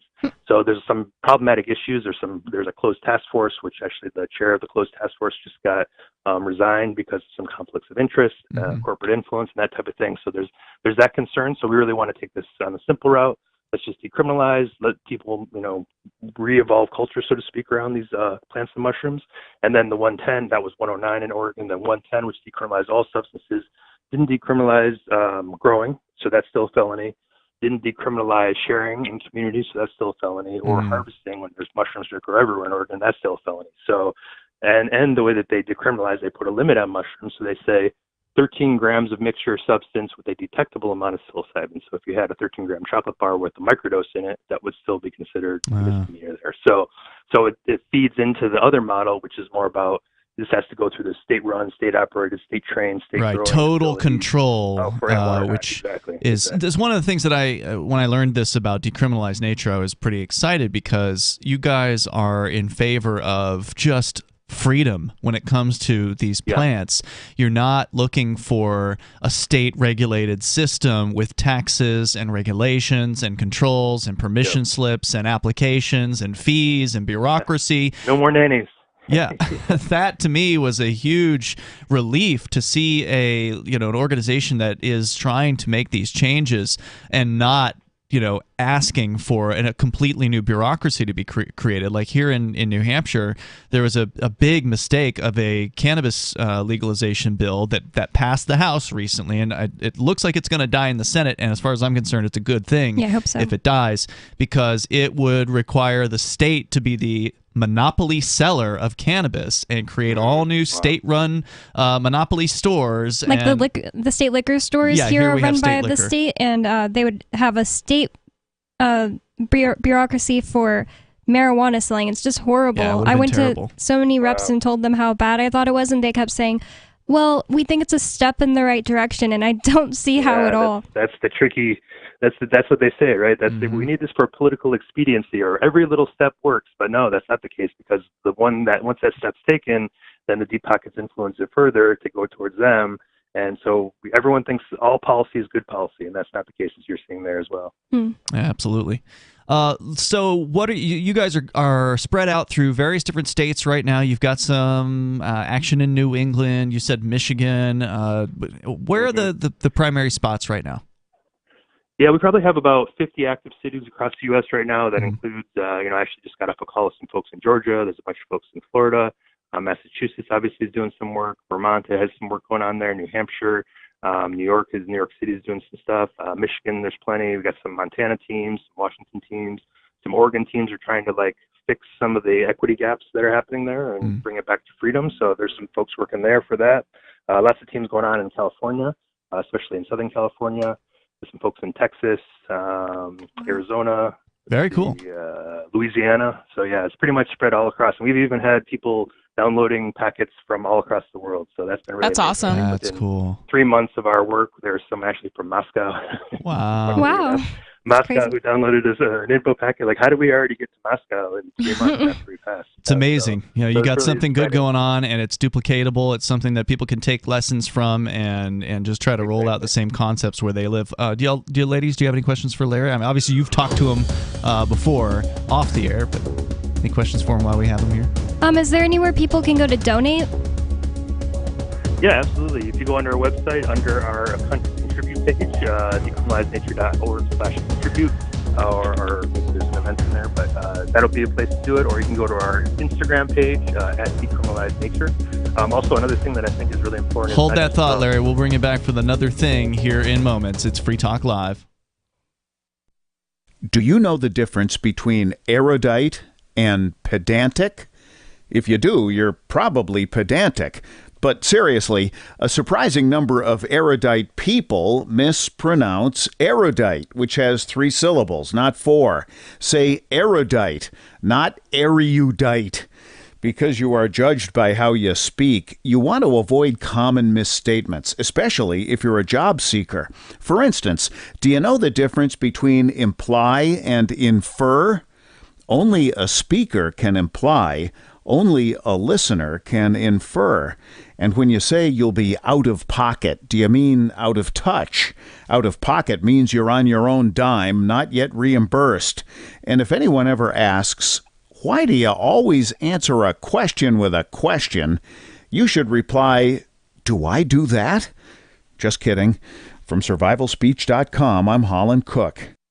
From Feature Story News in San Francisco, I'm Ira Spitzer. For the first time, U.S. President Joe Biden has called Russian President Vladimir Putin a war criminal over his invasion of Ukraine. It comes as President Biden pledged an extra $800 million of military aid to the embattled country. FSN's Nick Harper reports from Washington. For the first time, President Biden plainly stated what he thinks of President Putin's actions in Ukraine. I think he is a war criminal. Will you be meeting with him? He earlier alluded to it, condemning Russia's bombing of apartment buildings, maternity wards and hospitals. The Kremlin called Biden's comments unacceptable and unforgivable. It comes after the US president promised an extra $80 million of US aid to Ukraine. It includes thousands of anti-aircraft systems, thousands of weapons, and more than 20 million rounds of ammunition. I'm Nick Harper in Washington. Earlier, Ukrainian President Volodymyr Zelensky addressed the U.S. Congress and repeated his calls for a no-fly zone over his country. He cited the examples of Pearl Harbor and 9/11 and said the American people should understand what terror is like when it's launched from the skies. In the Black Sea port of Mariupol, fears are growing for civilians who may have been sheltering in the basement of a theater that Russian forces had been shelling. More than 1,000 people are feared to have been inside the building, including scores of children. U.S. markets closed up on Wednesday after the Federal Reserve announced the first interest rate increase in the U.S. for 3 years. Investors also reacted to news of a potential peace deal between Ukraine and Russia. FSN's Sarah Walton reports from New York. After some volatile early trading, the Dow ended the day up more than 500 points, or 1.5%. The S&P rose by 2.2%, and the Nasdaq jumped 3.8%.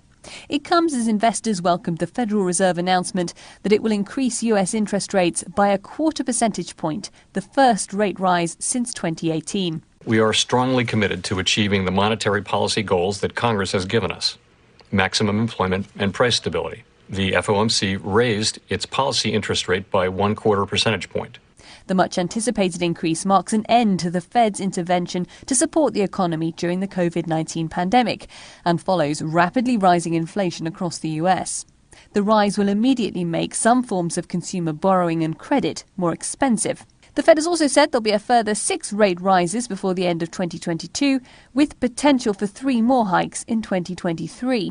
Meanwhile, stocks also rallied after Ukrainian President Volodymyr Zelensky told the US Congress that the chance of a peace agreement with Russia was beginning to sound more realistic. Sarah Walton, New York. From Bureaus Worldwide, this is FSN. Don't miss a moment of Free Talk Live. Get our archives daily via our podcast at feeds.freetalklive.com.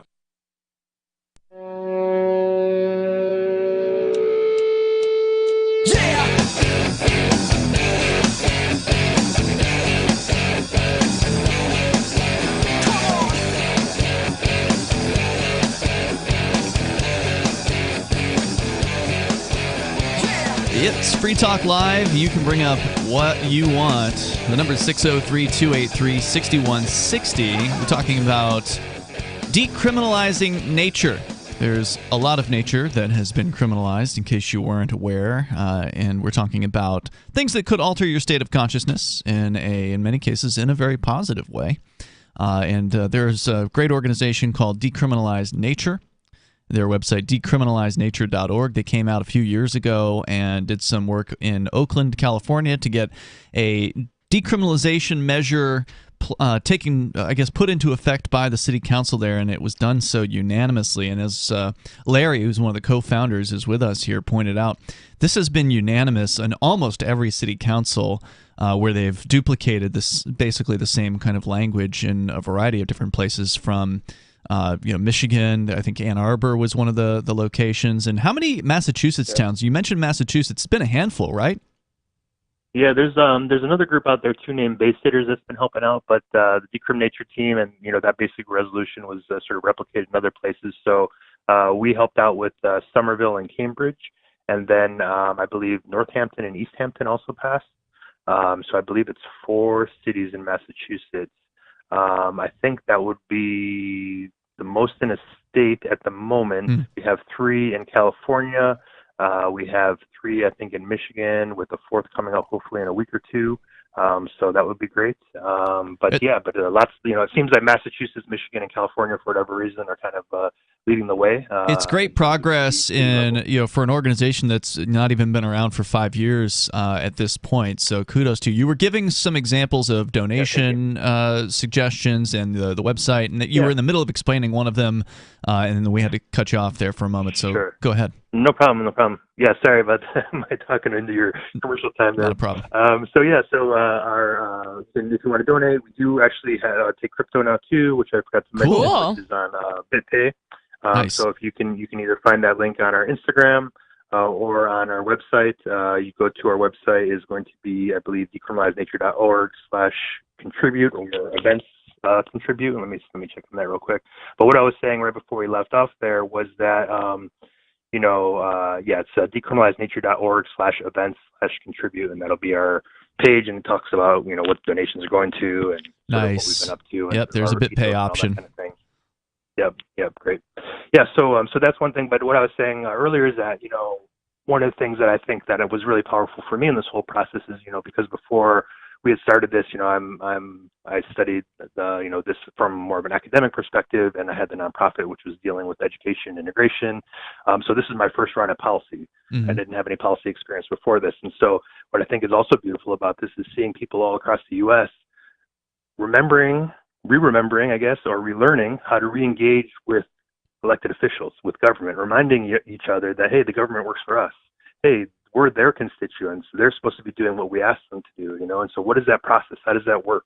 How do we engage with city council? How do we write a resolution? How do we write press releases? All these different types of things, which I think sounds like you're a little bit more advanced there, this career in New Hampshire, but, for some people it's totally new.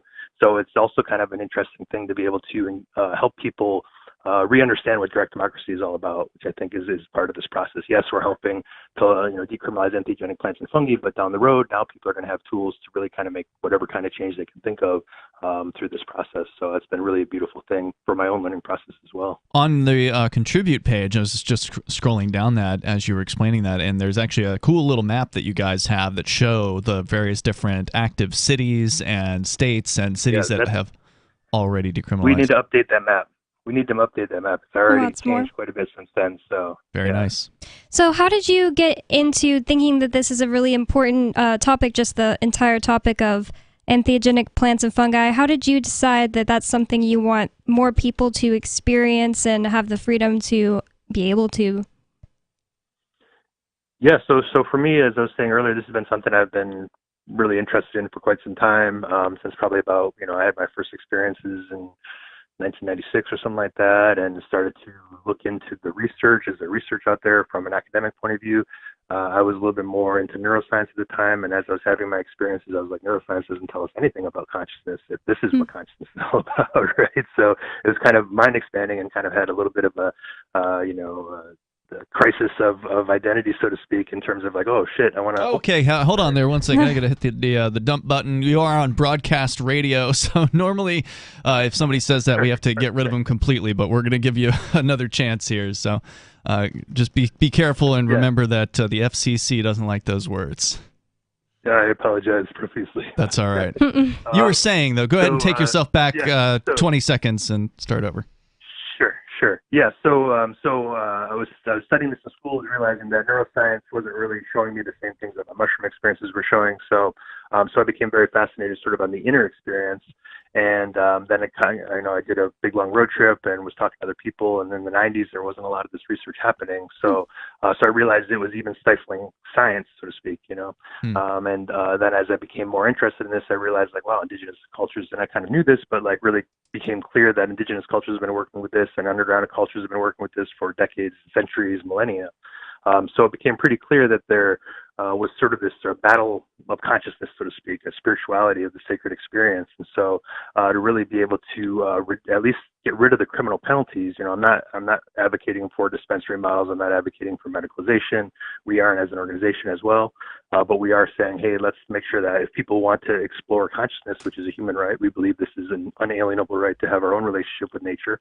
And so to be able to engage with folks, in this way, you can't do it when it's criminalized. There's a lot of people who just naturally won't do anything if it's against the law. Yep. Some of us will, some of us won't. And so if we can change these laws, then we're going to be opening up a lot more people to the opportunity to have these experiences where, again, we're not encouraging or we're not saying that everyone should do it, but certainly shouldn't have these legal restrictions to be able to, have our own relationship with our consciousness. Mm-hmm. Yeah, and it would be very interesting to see how America would be and the world if these medicines were more widely used. Like how much more peaceful and how much more evolved could we possibly be if this was part of the norm? And it's not for everybody, but just like you mentioned, a lot of people won't do something if it's illegal out of fear or whatever the reasoning is. So once we make these things legalized, or at least decriminalized, it opens up a lot more people to the possibility of exploring these different avenues. Yeah, absolutely. Absolutely. And, I think there's the criminalization aspect, but it's been stigmatized for 60 plus years now as well. Plus, even further back, if you want to go before the Controlled Substances Act, and you look at the eradication of cultures that were using sacred plants all across the world. And so I think that, there's also this level of stigma. Like, for example, if doctors want to talk to their patients about it, that's not like a legal issue. That's a licensure issue now. Yeah. So stigma comes into even how people are working and how people can engage with this conversation, how people can educate. So we really see decriminalization as also a risk reduction strategy so that people that are already doing this research, that are already talking about it, that are already underground doing, their practices can come above ground, share with people in the community, educate people about the benefits, about the risks, all this type of things, and do it in a way that they don't have to worry about it. So I think there's a criminalization aspect, and then there's the stigma aspect. And the education really is to sort of get over that stigma. And I think what we're seeing is the education works because unanimous decision, like you said, across most of the cities. So it's really beneficial to be able to talk to people about this in a good way. Larry, I want to thank you for calling in tonight and sharing Decriminalized Nature with our audience. I'm sure a lot of them maybe are hearing it for the first time. So again, check them out online at decriminalizednature.org. And you mentioned there's an Instagram. What is the handle there? At Decriminalized Nature. And also there's a great team in New Hampshire forming. So if you're in New Hampshire, check out Bonnie and crew, and we can help you decriminalize out there in New Hampshire. Very good, Larry. Thanks for the call tonight. Definitely appreciate hearing from you. The number, if you want to join us here, 603-283-6160. And again, thanks, Larry. One of the nice things here in New Hampshire is we didn't even, before Decriminalized Nature even formed in New Hampshire, there was already state representatives who put forth a piece of legislation to decriminalize psilocybin mushrooms. So that's actually still in the legislature. The full House has yet to vote on that. There's more coming up here. This is Free Talk Live. Free Talk Live. The idea that politicians are leaders, check your premises on that one. Cutting proof. Really? Would you really follow Barack Obama or George Bush? Would you really follow their every command? Would you follow their suggestions? Do you believe that politicians are somehow more knowledgeable than you are? That politicians are of a special group of people? They're a special little critter that for some reason is more enlightened or educated? Constantly you can hear talking heads refer to the authorities or our leaders in Washington, and it's just patently absurd. I mean, these people are failures at life. That's why they became politicians. Right. There's so many of them are attorneys. The good attorneys make money. Whole bunch of money and retire with yachts. The unsuccessful ones go into politics. Free Talk Live, 7 nights a week from 7 to 10 Eastern, live on the Liberty Radio Network at LRN.FM. The new 4th edition of Healing Our World, The Compassion of Libertarianism, will take your understanding of liberty to a deeper level and has over 1,300 updated references, new cartoons, and a foreword by Dr. Ron Paul. With discounts for multiple book purchases, the 4th edition of Healing Our World is a great gift for the liberals, pragmatists, environmentalists, and Christians in your life who think libertarianism is cold-hearted. Get yours today at healing.freetalklive.com and use promo code FTL for a $5 discount. There are lots of ways to listen to Free Talk Live. Our podcast has been around since podcasts began, and now the FTL feed is loaded with content besides our full show archives. Did you know that we make it easy for you to customize your podcast subscriptions? We have different feeds, one that includes only our full shows, one with just the Daily Digest, and our main feed that includes everything. You decide what you listen to. It's quick and easy to customize your feeds at feeds.freetalklive.com. That's feeds.freetalklive.com. Hey, you are going to love the movie Victimless Crime Spree. It's hilarious, heartwarming, and carries a ton of inspiring freedom messages. Feeling down about the lack of liberty in your life? You need to put on this film with some friends and have a good laugh. It's a true story about me and my friends in New Hampshire living free, singing, dancing, and getting arrested. Of course, it's all on video, and the bad guys, the cops, judges, bailiffs, and sheriffs, they all play their part like it's out of a movie or something. You would think we scripted the whole thing, but it's real life.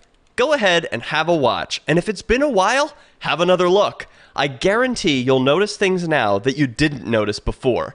And the best part is that you're going to walk away feeling a renewed sense of your own power. You are the master of your destiny, and you will be free in your lifetime. Victimless Crime Spree. What if you want to hear the latest episode of Free Talk Live, but all you have is your phone, you forgot to download our archive, and you have no data connection? You can call our Listen line at 641-793-0191. That's a long-distance number, so you may incur charges. If not, listen as long as you want. 641-793-0191. The Free Talk Live Listen line, 641-793-0191. Are you tired of your taxes funding endless occupations around the world? Antiwar.com is run by people who understand that wars abroad become wars at home, wars on our freedoms. Antiwar.com is dedicated to bringing you the latest in news, views, interviews, and reviews from the top movers and shakers in the anti-occupation movement. Antiwar.com has it all, from thorough foreign policy analysis to interviews with whistleblowers who used to run the military-industrial complex. Anti-war, pro-free market. That's antiwar.com. We're still not sure why you'd want to watch, but our video feed is streaming nightly for free at cam.freetalklive.com.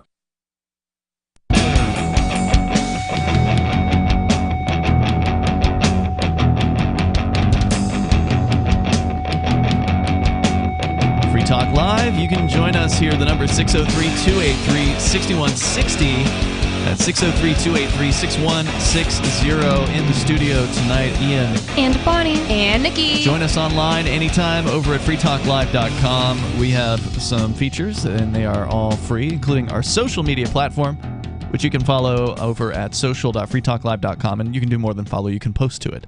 You can post whatever opinions that you would like to have, unless they're spam. Those are the only people that I've ever deleted from social.freetalklive.com are the obvious spammers who just come there to spam a thing or have a thing spamming in their profile settings or whatever. But otherwise, just express yourself over at social.freetalklive.com. It's a Mastodon-based system, which means it's open source, it's self-hosted, it's federated, so that means it's connected to other Mastodons. So if you're already on another Mastodon, you can follow our accounts from your existing Mastodon, which is pretty cool. So check it out at social.freetalklive.com. We're going to go back to your phone calls and thoughts, but as I was mentioning, we were talking with Larry from Decriminalized Nature, and the two of you have started up a New Hampshire, I guess, division or whatever. Chapter. I think they're referred to, yeah. Of Decriminalized Nature. But y'all did that after there was already a bill that was submitted. And I didn't even know about that. Yeah, and I don't know if you did, Bonnie, but... Yeah, I went and testified at the hearing. But beforehand, like before we even before started? I started Decriminalized Nature, no, I didn't know that at all. I can't remember how I first heard about it. Was it you found it, Ian? Oh, no, I found it because I started looking into you can just read what all the bills are, and we were looking up the word like decriminalized psilocybin to see if there was one in there. We were like, wow, there actually is. Yep, and it is still in the process. It was put in front of a committee where you and we went and testified on that, Bonnie, and that I believe that video is up on the Free Keen Odyssey if you want to watch it. It's pretty interesting, and there was actually a state legislator that got in front of that committee and gave a lengthy discussion and had some really good points as well. And I thought we were very persuasive. I thought it felt to me like the committee was listening and interested, but yet they voted 18-2 for the status quo to kill the thing, which is what they call inexpedient to legislate here. Now, to be fair, some bills can get voted inexpedient to legislate in committee and be reversed on the floor of the state house. So this thing isn't over yet necessarily. Now, what happens on the floor, we don't know. When it's coming to the floor, we don't know. I don't think it's this week. At least I haven't heard anything about it being this week. Supposedly they're dealing with like 200 bills this week at the State House. So, if you're interested in these issues and you are a Free State Project early mover, or I guess not early moving now, if you're just a Free State Project mover or you're a liberty lover here in New Hampshire and you want to get active on this, y'all are so new with Decriminalized Nature in New Hampshire. I don't think you have any contact. I don't have any contact info for the actual group itself because at first I was just keeping it small because we had lots of things we were distracted by, like the CACR 32 bill and just lots of other things. So if somebody is interested and they live in New Hampshire and they want to help, they can email me at bonnie@freetalklive.com. And you'll get them connected with whatever you guys have. Yep. Okay. Cool. So check that out. And let's see, I felt like there was one other aspect. Oh, yeah. The other thing that's worth mentioning here is that New Hampshire is pretty unique amongst the states because we have a Supreme Court decision that came out in December of 2020, so fairly recent.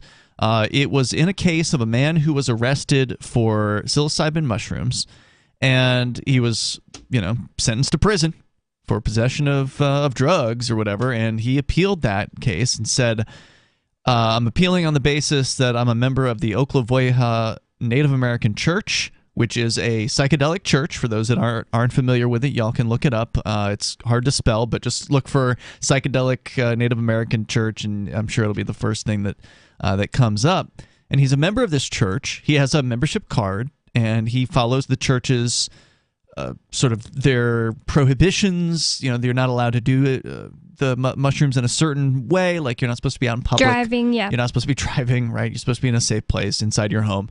And it turns out that the New Hampshire Constitution is actually stronger on religious freedom than even the United States Constitution.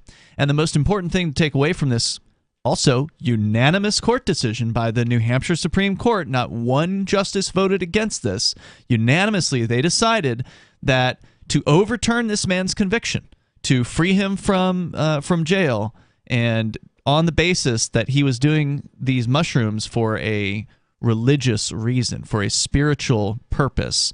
And what they found was that the New Hampshire Constitution, not only does it protect your right to religion, like the U.S. Constitution, it goes further and it protects your right to worship in the way that you choose. So if the way that you worship God is to do some magic mushrooms as a spiritual practice, by the New Hampshire Supreme Court, they're saying that is a completely legal thing to do in the state of New Hampshire. So there are not many other decisions like that around the country. In fact, if you look at the Oklevueha Native American Church, they have like a legal page. I don't think there are any other court decisions like that in the United States. So that's a pretty cool thing. Yeah, I loved how Larry said one of the reasons he wanted to start Decriminalized Nature was because he believes it's his inalienable right to be connected with nature in that way and to use entheogenic, be connected to vegetable gnosis, as I love to say.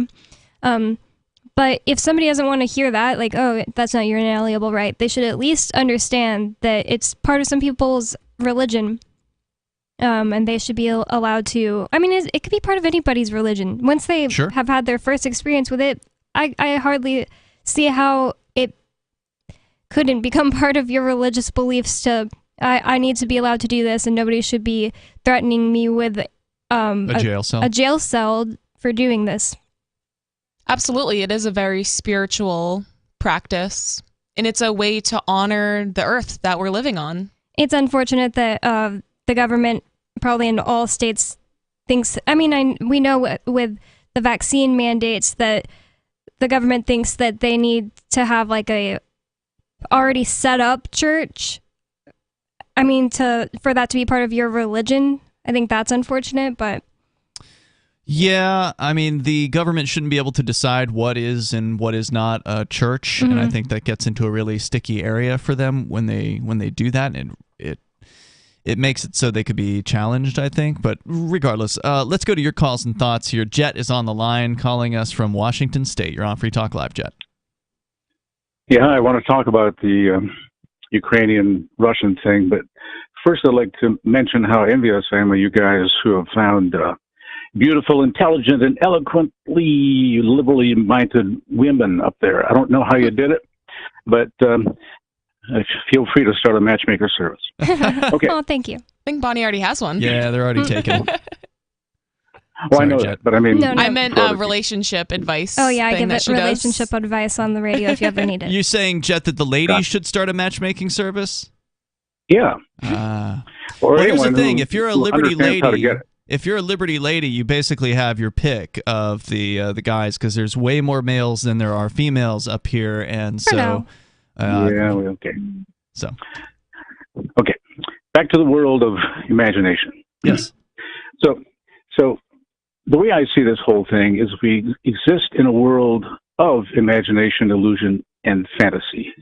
Now, pay attention to this keyword, imagination, which is the world which is manipulated by these evil people imagining themselves as kings, presidents, governors, etc.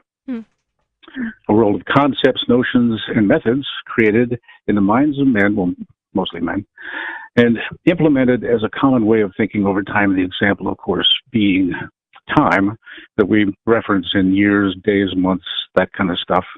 But it's only really significant if we're at a particular place on Earth. So we have to imagine that we're participating in this common, what I call illusion, delusion, fantasy. Now, to the fantasy of rulers, I was saying that first, one person or gang has to imagine that they are more important, superior to other humans. I consider that a serious mental disorder. You're talking about the plant thing. I have asked this question for decades, how it's, explain to me the magic of how certain humans can make God's creation illegal. It's just, it's mind-boggling, but most people just can't imagine it. So sticking with imagination, finally, most of the people within some imaginary borders have to adopt those same imaginations. The imagination that this demonic human has special magical powers that you and I don't have, that they have the right to make rules and make war against those who disagree or disobey their rules. So here's the meat. Hold that thought, Jet. We're going to continue here with more. He's going to get to the meat, and we're going to share that in moments. Hour number 3, by the way, is on the way. Plus, since we're talking about drug decriminalization and drug legalization, Bonnie, you've got a story about a hunger strike that is planned for later this year, apparently, on this issue. And we're going to find out more about that on the way. This is Free Talk Live. Tired of cancel culture? Sick of mega tech corporations holding an axe over your head? Join the LRN.FM Matrix chat server. It's self-hosted, so no one else can tell us what to do or say. Don't like the existing channels? You can make your own. You can even connect into some of our channels from other Matrix servers. It's federated. For the full LRN.FM Matrix experience, though, you should join our server via the step-by-step instructions at chat.lrn.fm. Chat.lrn.fm. Do you feel like your nation, state, or community no longer holds your values? Have you dreamt of a place where people agree that liberty is important and are free to pursue their projects so long as they respect the property of others? There are many people just like you that are discovering freeprivatecities.com. Their social media links are at the upper right of the page at freeprivatecities.com. All skill levels will be needed when the first of the Free Private Cities opens. It's sooner than you think. Stop arguing and build.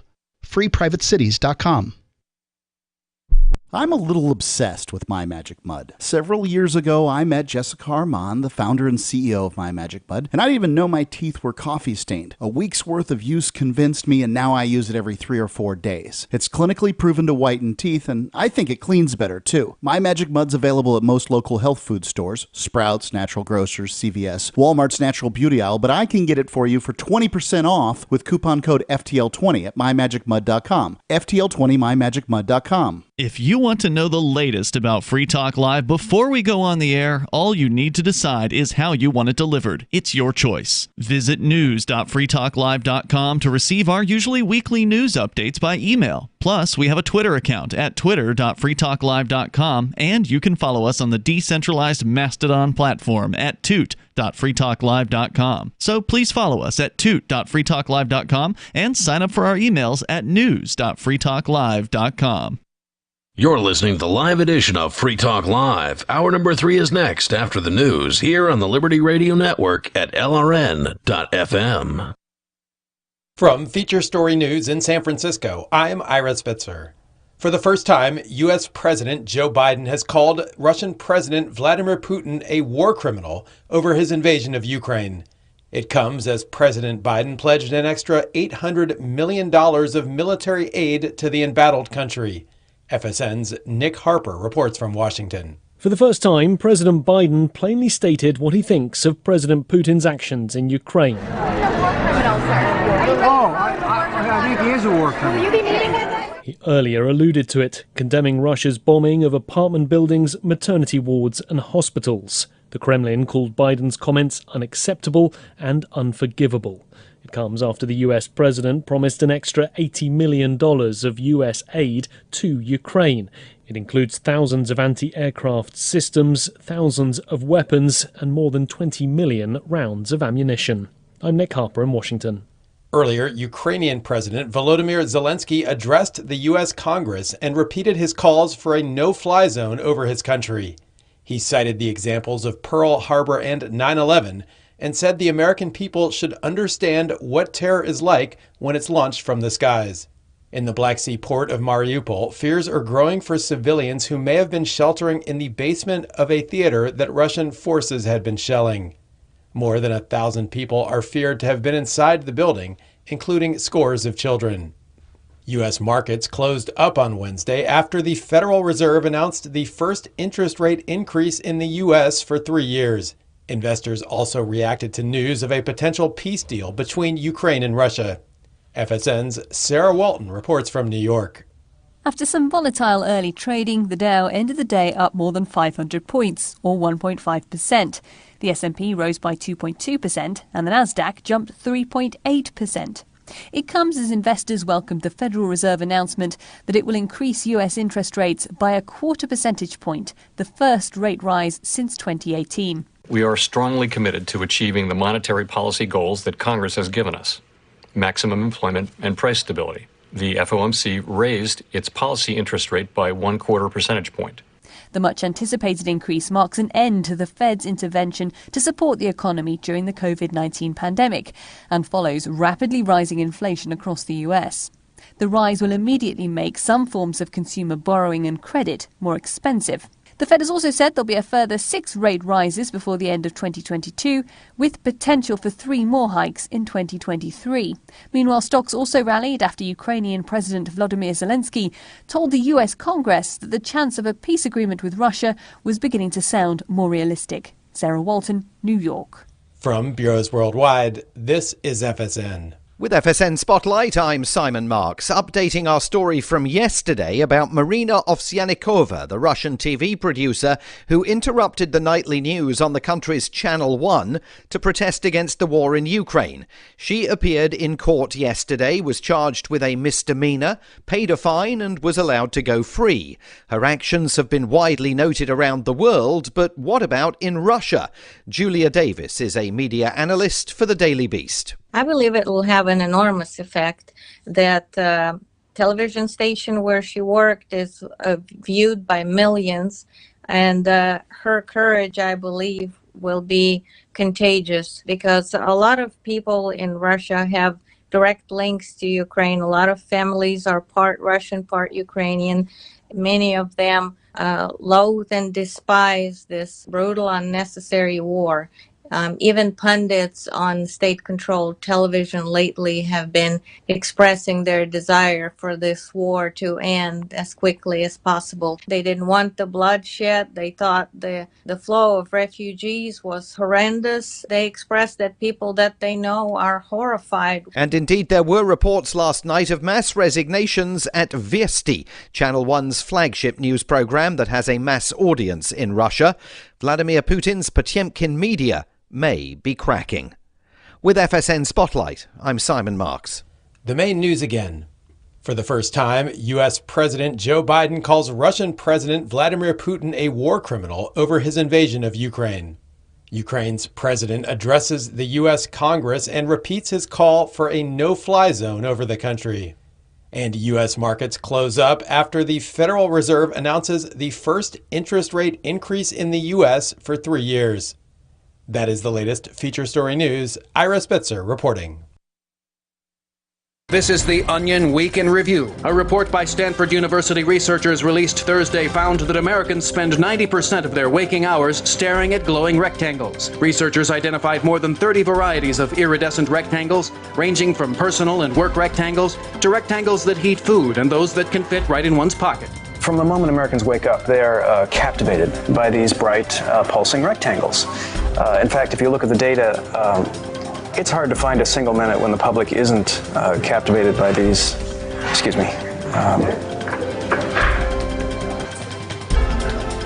I'm sorry, where were we? In local news, a run-over squirrel is remembered as frantic and indecisive. And in other news, a trail of rose petals leads a wife to a sink full of dishes. Prince Fielder reports to spring training exactly the right amount overweight, and a local yard sale reeks of divorce. If you don't hear the sound of my voice the same time next week, alert my family and then visit theonion.com/newsbeat.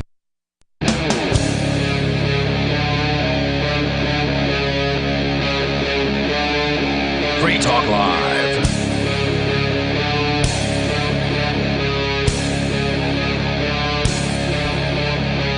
It's Free Talk Live, and you can bring up whatever you want here. We're launching into the third hour of the program. Phones are open if you want to join the show at 603-283-6160. That's 603-283-6160. Ian, Bonnie, and Nikki are here with you tonight. We're going to go back to your phone calls and thoughts. And then coming up, a hunger strike. We've been talking about decriminalization of nature, decriminalization of not just cannabis, but other naturally occurring, naturally growing substances. And some people have got it in their heads that a hunger strike is somehow going to help move this issue forward. That's supposedly coming up later this year. Bonnie's got that story. That's on the way. But we're going to go back to Jet, who's on the line with us in Washington State. Jet, you've been pointing out the delusion of the state, the delusion that is required in massive numbers of human beings to allow this concept that is known as the state or the nation state or cities or whatever. These ideas of governments are just mass delusions, and you were trying to build up to a point, I think, before we had to go to the news there. So go ahead. Yeah. Yeah, essentially, just like what you said, we exist in this world where countries, cities, borders, whatever titles and rules are what I call fictions, the creations of the mind, imaginations. The bad news is that most of the people within those arbitrary and imaginary borders have adopted those same imaginations, that titles, costumes, badges magically confer a higher level of wisdom and moral superiority. So the greatest fantasy I'm saying we need to work hard to dispel, and really is not just what I've told you before, that government does not exist, but that certain humans can give themselves titles and then magically hold greater claim to lives, existence, and purposes of other humans. The dirt, for example, Ukraine has this dirt. Somebody outlined an area of dirt and grew some buildings inside them. But then some person or gang came in and said, we're greater than the rest of you, so we're going to say that this is our territory and we get to make the rules. So what I'm getting at is that's the key and the crux to changing the world as we know it, is to get people to understand that these things that have separated us, invisible lines in the sand, are just that. They're illusions. They're imaginations of our minds. And once we overcome that, we can get to a place where we can experience the freedom and liberty that God had intended. So, my mantra is this. I got to say it every time. People with titles who have joined gangs are just other humans who have no more right to do anything than you or I do. So, absolutely. It doesn't matter if a bunch of people checked a box on a piece of paper and a large number of people are under the delusion that you're talking about. None of that matters. These are just other human beings, and I do not recognize their power. I only recognize their willingness to point a gun at me. And so that's the education we need to do. Yeah. The other thing is, it's not just that the imagination isn't just that the people have power, but also that this paperwork written usually hundreds of years ago gives them that power. I was trying to dispel that myth with my dad today, and he was like, "Oh, this is ridiculous." And I said, "Let me look up the Lysander Spooner quote so I don't give it to you incorrectly," because I was kind of like trying to give it to him. I couldn't remember it exactly, and when I read it to him, he was like, "That makes a little sense." Which quote? The one about the Constitution either having caused our present situation or was powerless to prevent it. That one. Yep, that one.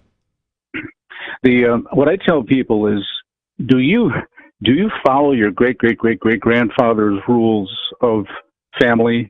I mean, honestly, do you? If you don't, then why do you pay attention to other people's great grandfathers? Great point. Ideas. Thank you, Jet, for the call tonight. Always appreciate your perspective on things. And, he's absolutely right. If we can get enough people together who believe the same thing, meaning do not fall under the belief that the state exists, the state is good, that the state is somehow beneficial to mankind, that this concept has benefited us, if we can get those people together, then we can change the way people see reality. And that's ultimately all that we have to do. And that's one of the reasons why the people who are the statists are so afraid of the Free State Project. The Free State NH account over on social media, I know they do it on Twitter. I presume they do it elsewhere. But their Twitter account is constantly sharing these statists from New Hampshire, many of whom are elected to the government gang, and they're constant caterwauling about the Free Staters. They were protesting out in front of Granite State Progress as an organization that was protesting out in front of the State House just this week about how Free Staters are trying to destroy public schools. And it's like, yes, we do want to end government schools, government indoctrination. And yeah, we do want people to know that, and we want them to come here if they are on board with the idea of ending state indoctrination. And just by the way, today at the New Hampshire State House, in the full House assembly that they had today, they voted against a Democrat bill that would have killed the educational savings accounts program that was started a year or two ago. Has been a tremendous success. That they basically have gobbled up the full amount of essentially it's for parents that want to homeschool or private school their kids, and they get a tax rebate back in order to do that from the state, and they're free to spend it on whatever they want without insane strings apparently attached whatever to it. School they want, right? Yeah, or homeschool. I have mixed feelings about that, but I think there are some, from what I've heard from some parents, there are some strings attached. I've heard there's that aren't something. so great. Like if something goes wrong with the homeschooling, your only option, you can't resend your kid back to a different private school. It would have to be a public school you're sending your kid back to. That's just what I was told from say if you sent your kid, or homeschooling wasn't working out, or if you sent your kid to one private school, you wouldn't be able to try out a different one. Yeah, exactly. Yeah, that should be changed for sure. But overall, it's one of those things that really is a step in the right direction, because mandatory public school government indoctrination is just ridiculous. Speaking of would you follow your great-great-grandfather's house rules, public school started as a conversation in Massachusetts by a man who was racist and saying, oh, we have all these Irish immigrants, and they're too stupid to educate their own children. If they educate their own children, society's going to collapse it because they're so stupid and they won't know how to read and all this stuff. We need to educate everyone's children. That's how public schools started. A lot of people don't know that. Didn't they want to take them out of Catholic schools and put them into these government schools instead? Probably another one, but definitely the guy who's called like the father of public school is from Massachusetts, like Boston area. I think it was a religious thing specifically. Well, he started off saying these stupid Irish people can't... Who are likely Catholics. Yeah. Right? Well, either way, he was saying they can't homeschool their own kids because they'll grow up not being able to read and they'll be horrible parts of society. So it's racism. I also think it's really ironic that the statists are saying that free staters are the people that are ruining public schools when public schools are just garbage. I mean, what they are teaching kids in public schools right now is just... Well, when they say ruining, they mean defunding and allowing parents to escape from the public schools. The kids I know that are homeschooled, or some of the children I know that go to private schools, they are so much smarter, substantially smarter than any child. And I don't want to be mean to children, I don't want to seem like that, but you can tell like these kids that are homeschooled are very, very intelligent, and they are, in public schooling, kids are only as smart as the weakest link, right? So they can't live up to their full potential and they can't learn everything there is for them to learn because they always have to be, even, and you have to, wait for the not as smart kids to keep up. Sure. So it's lowest common denominator. Exactly, yeah. By the way, another thing that happened, I think today or this week, was a little town called Croydon, where there's a number of Free Staters living. A Free Stater put forward a proposal to cut the school budget by 50%, and it passed. Wow, I didn't know that. And cool. the statists are flipping out over this. So again, it's all about numbers. The more people that we can get here that actually want to see freedom, the more likely that that's going to happen in our lifetime. There's more coming up. Free Talk Live.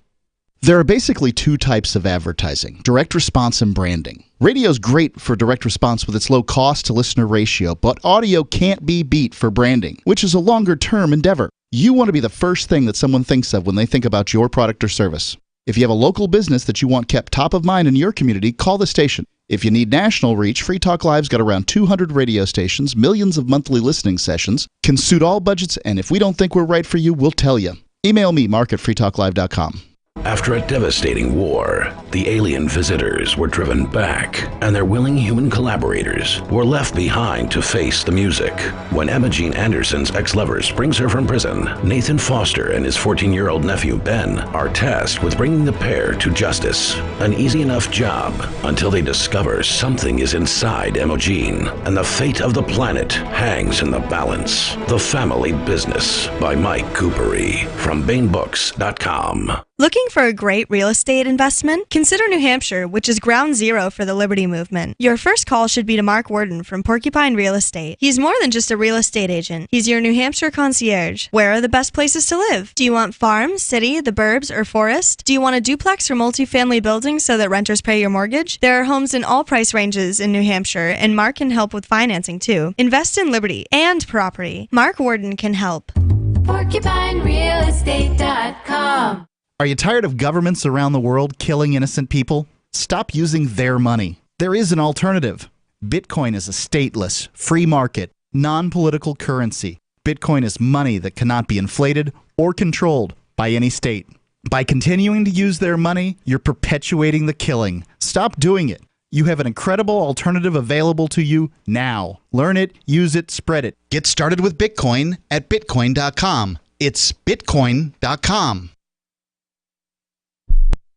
On Free Talk Live, we're bringing people to the ideas of liberty every day. From wrestling superstars like Glenn Jacobs. You guys really are having an impact, I believe. Like I said, a lot of where I am now is due to listening to Free Talk Live. You changed my mind on some very important issues years ago. To random people tuning in on the radio. I was kind of stuck in the left-right paradigm. I heard your show by chance on a Saturday night.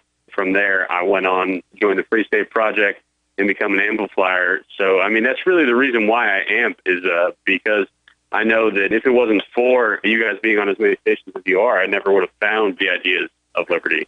You can help more people hear the message of liberty by joining Free Talk Live's AMPS program on Patreon for as little as $5 a month. and you'll get access to special perks. Visit amps.freetalklive.com, amps.freetalklive.com. There are lots of ways to listen to Free Talk Live. Our podcast has been around since podcasts began, and now the FTL feed is loaded with content besides our full show archives. Did you know that we make it easy for you to customize your podcast subscriptions? We have different feeds, one that includes only our full shows, one with just the Daily Digest, and our main feed that includes everything. You decide what you listen to. It's quick and easy to customize your feeds at feeds.freetalklive.com. That's feeds.freetalklive.com. So you've signed the Shire Society Declaration and are planning your move to New Hampshire to be around more liberty-oriented people. Next, sign up for the Shire Society Forum at forum.shiresociety.com. There are a bunch of people there who are already in the Shire, and they want to meet you. If you're already in the Shire physically, you should also come by the forums. Remember, not everyone uses Facebook. New people are signing up for the Shire Society Forum every month, so drop in and say hello at forum.shiresociety.com. You can help spread the ideas of liberty with our Patreon for just $5 per month at amps.freetalklive.com.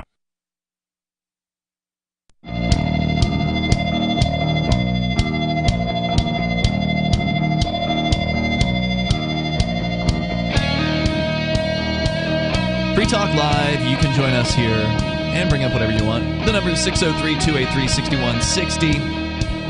Whether it's decriminalizing nature or the insane, constant crackdown on the poor, innocent people of Russia, which is what we were talking about in the first hour of the show, whatever's on your mind as well, you can bring up anything here at 603-283-6160. Coming up, we are almost 3 months away now from the beginning of ForkFest 2022. It is the 6th annual ForkFest, which is a decentralized libertarian camping festival happening in the beautiful White Mountains of New Hampshire at Rogers Campground, June 27th through July 3rd. Go ahead and mark your calendar and then start making plans to come on up and hang out with other freedom-loving activists here in the Shire. It's a great excuse to come up, check out New Hampshire, get a feel for the community up here.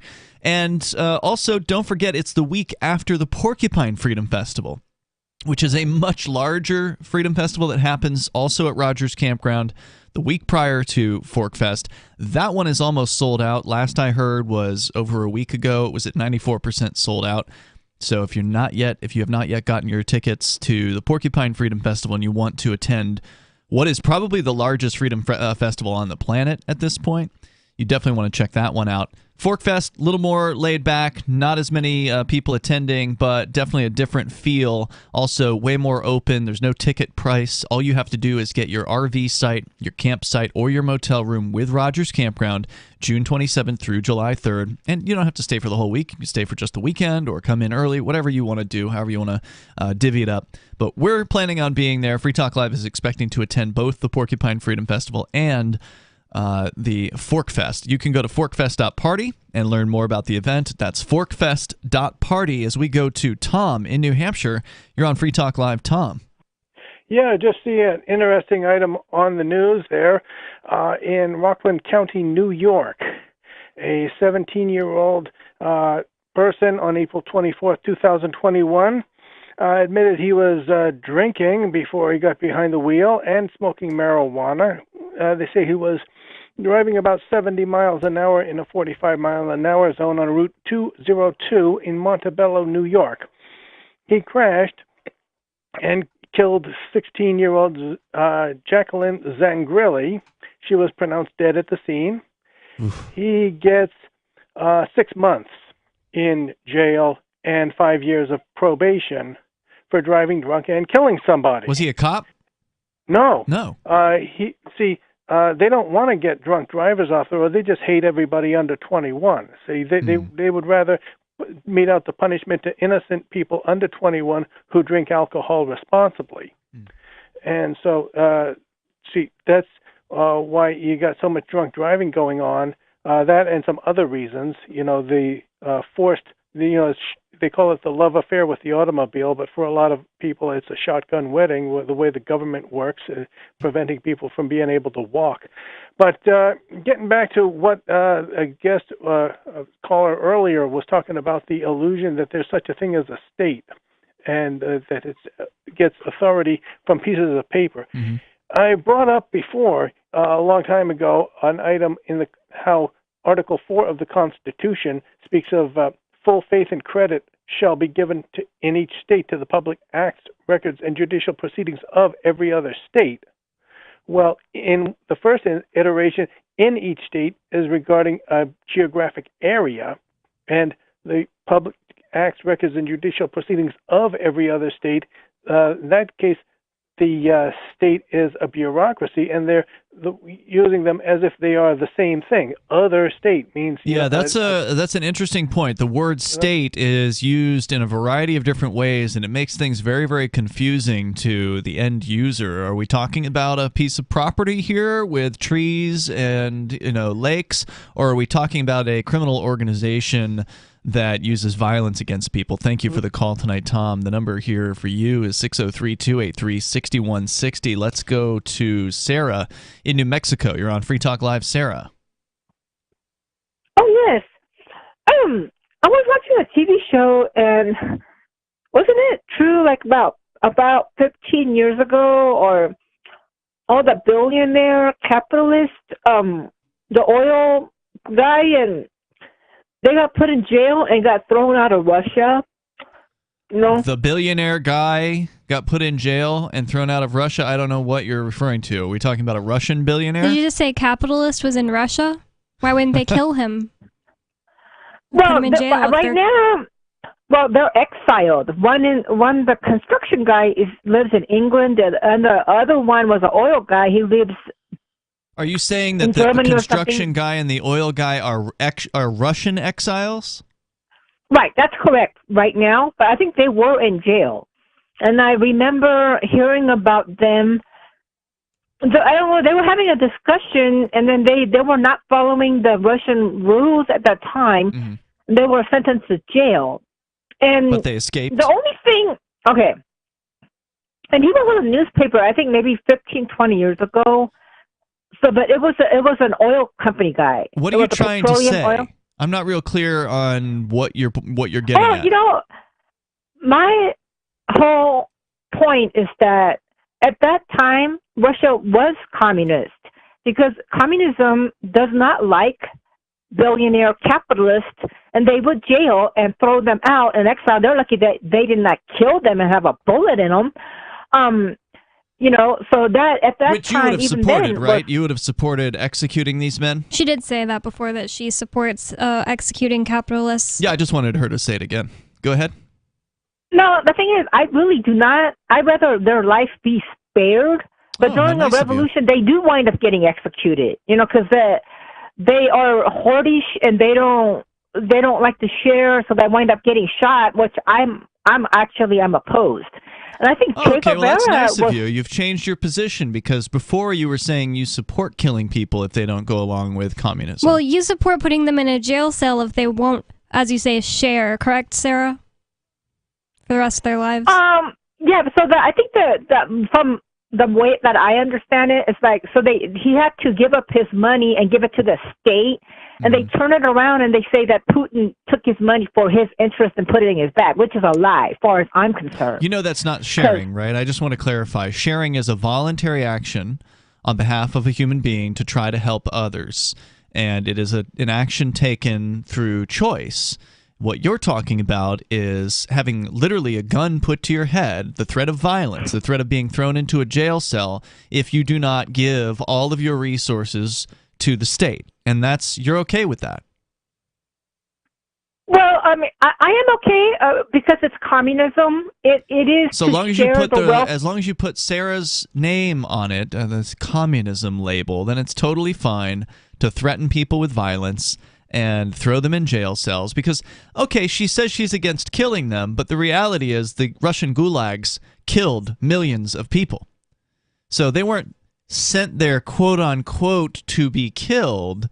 Like, it wasn't a death sentence, but it basically was a death sentence, because you're sending fragile human beings to Siberia or wherever, in other places, where it was freezing cold out, and telling them to go out and work in the cold for 16 hours a day. No shoes. With no shoes in a lot of cases, and no water, and surprise, a lot of people perished. Thanks for the call tonight, Sarah. That's what she wants to go back to, though. There's more coming up here. 603-283-6160. This is Free Talk Live. Carl Watner, longtime proponent of a voluntary society, died last December. You may have seen his articles published on his website, voluntarist.com, in his newsletter, The Voluntarist, the Mises Institute, or elsewhere over the last 40 years. His newest book, I Must Speak Out, Volume 2, The Best of the Voluntarist, is now available via Liberty Under Attack Publications. This 430-page second volume spans the years of 2000 through 2020 and includes articles by Carl Watner, Hans Hermann Hoppe, Carl Hess, Benjamin Tucker, George H. Smith, Lysander Spooner, Pete Eyre, Joyce Brand, and many others. I Must Speak Out is for the newly initiated, the veteran voluntarist, or anywhere in between. Buy the book now at libertyunderattack.com/voluntarist. For more great content on building a voluntary society and for Carl's extensive archives, check out voluntarist.com. From Feature Story News in San Francisco, I'm Ira Spitzer. For the first time, U.S. President Joe Biden has called Russian President Vladimir Putin a war criminal over his invasion of Ukraine. It comes as President Biden pledged an extra $800 million of military aid to the embattled country. FSN's Nick Harper reports from Washington. For the first time, President Biden plainly stated what he thinks of President Putin's actions in Ukraine. I think he is a war criminal. Will you be meeting with him? He earlier alluded to it, condemning Russia's bombing of apartment buildings, maternity wards and hospitals. The Kremlin called Biden's comments unacceptable and unforgivable. It comes after the US president promised an extra $80 million of US aid to Ukraine. It includes thousands of anti-aircraft systems, thousands of weapons, and more than 20 million rounds of ammunition. I'm Nick Harper in Washington. Earlier, Ukrainian President Volodymyr Zelensky addressed the U.S. Congress and repeated his calls for a no-fly zone over his country. He cited the examples of Pearl Harbor and 9/11 and said the American people should understand what terror is like when it's launched from the skies. In the Black Sea port of Mariupol, fears are growing for civilians who may have been sheltering in the basement of a theater that Russian forces had been shelling. More than 1,000 people are feared to have been inside the building, including scores of children. U.S. markets closed up on Wednesday after the Federal Reserve announced the first interest rate increase in the U.S. for 3 years. Investors also reacted to news of a potential peace deal between Ukraine and Russia. FSN's Sarah Walton reports from New York. After some volatile early trading, the Dow ended the day up more than 500 points, or 1.5%. The S&P rose by 2.2%, and the Nasdaq jumped 3.8%. It comes as investors welcomed the Federal Reserve announcement that it will increase U.S. interest rates by 0.25 percentage point, the first rate rise since 2018. We are strongly committed to achieving the monetary policy goals that Congress has given us: maximum employment and price stability. The FOMC raised its policy interest rate by 0.25 percentage point. The much-anticipated increase marks an end to the Fed's intervention to support the economy during the COVID-19 pandemic and follows rapidly rising inflation across the US. The rise will immediately make some forms of consumer borrowing and credit more expensive. The Fed has also said there'll be a further 6 rate rises before the end of 2022, with potential for 3 more hikes in 2023. Meanwhile, stocks also rallied after Ukrainian President Volodymyr Zelensky told the US Congress that the chance of a peace agreement with Russia was beginning to sound more realistic. Sarah Walton, New York. From Bureaus Worldwide, this is FSN. Yep, we still do email. Drop your email address in the entry box at freetalklive.com, and you'll be kept in the loop with Free Talk Live. Free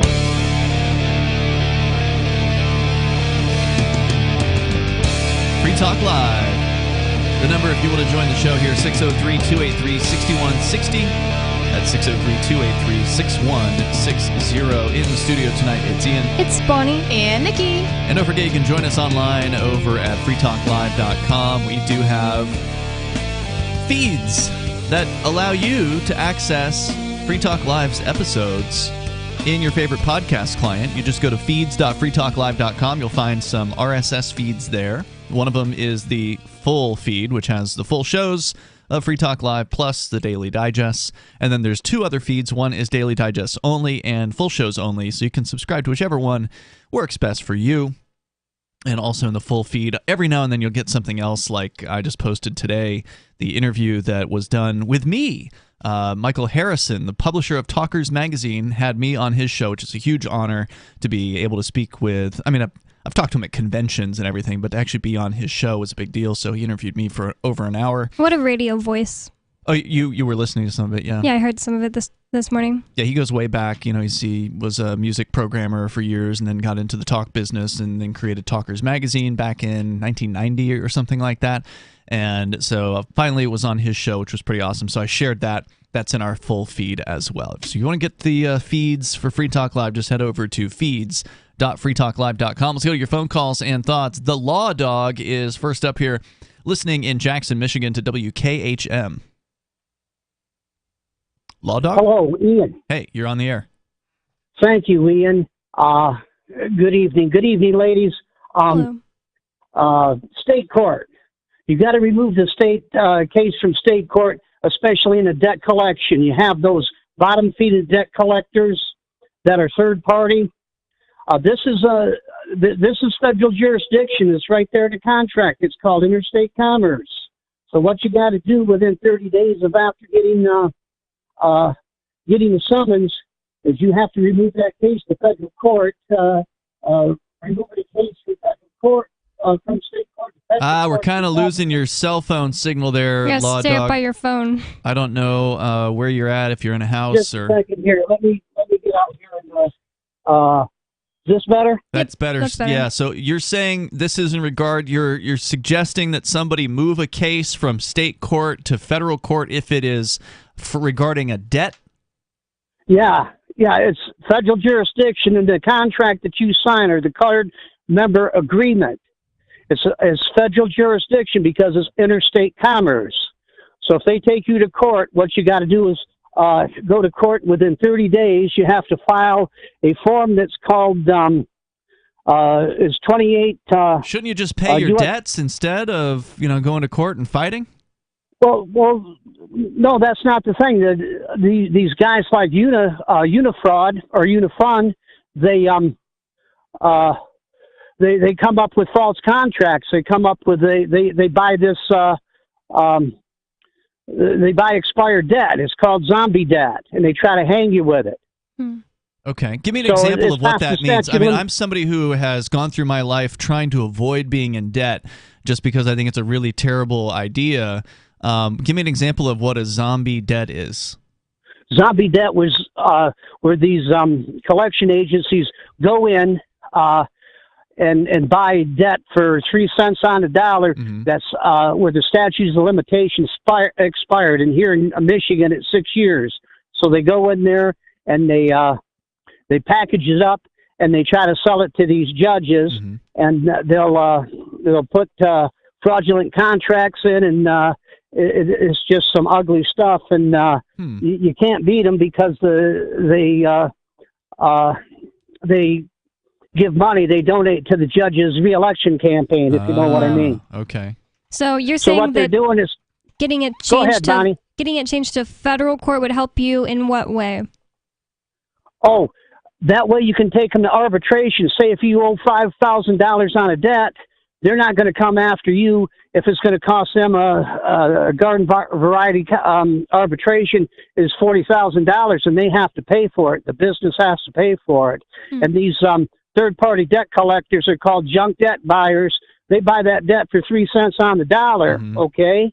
They're not going to pay, like a $5,000 debt. They bought it for $150.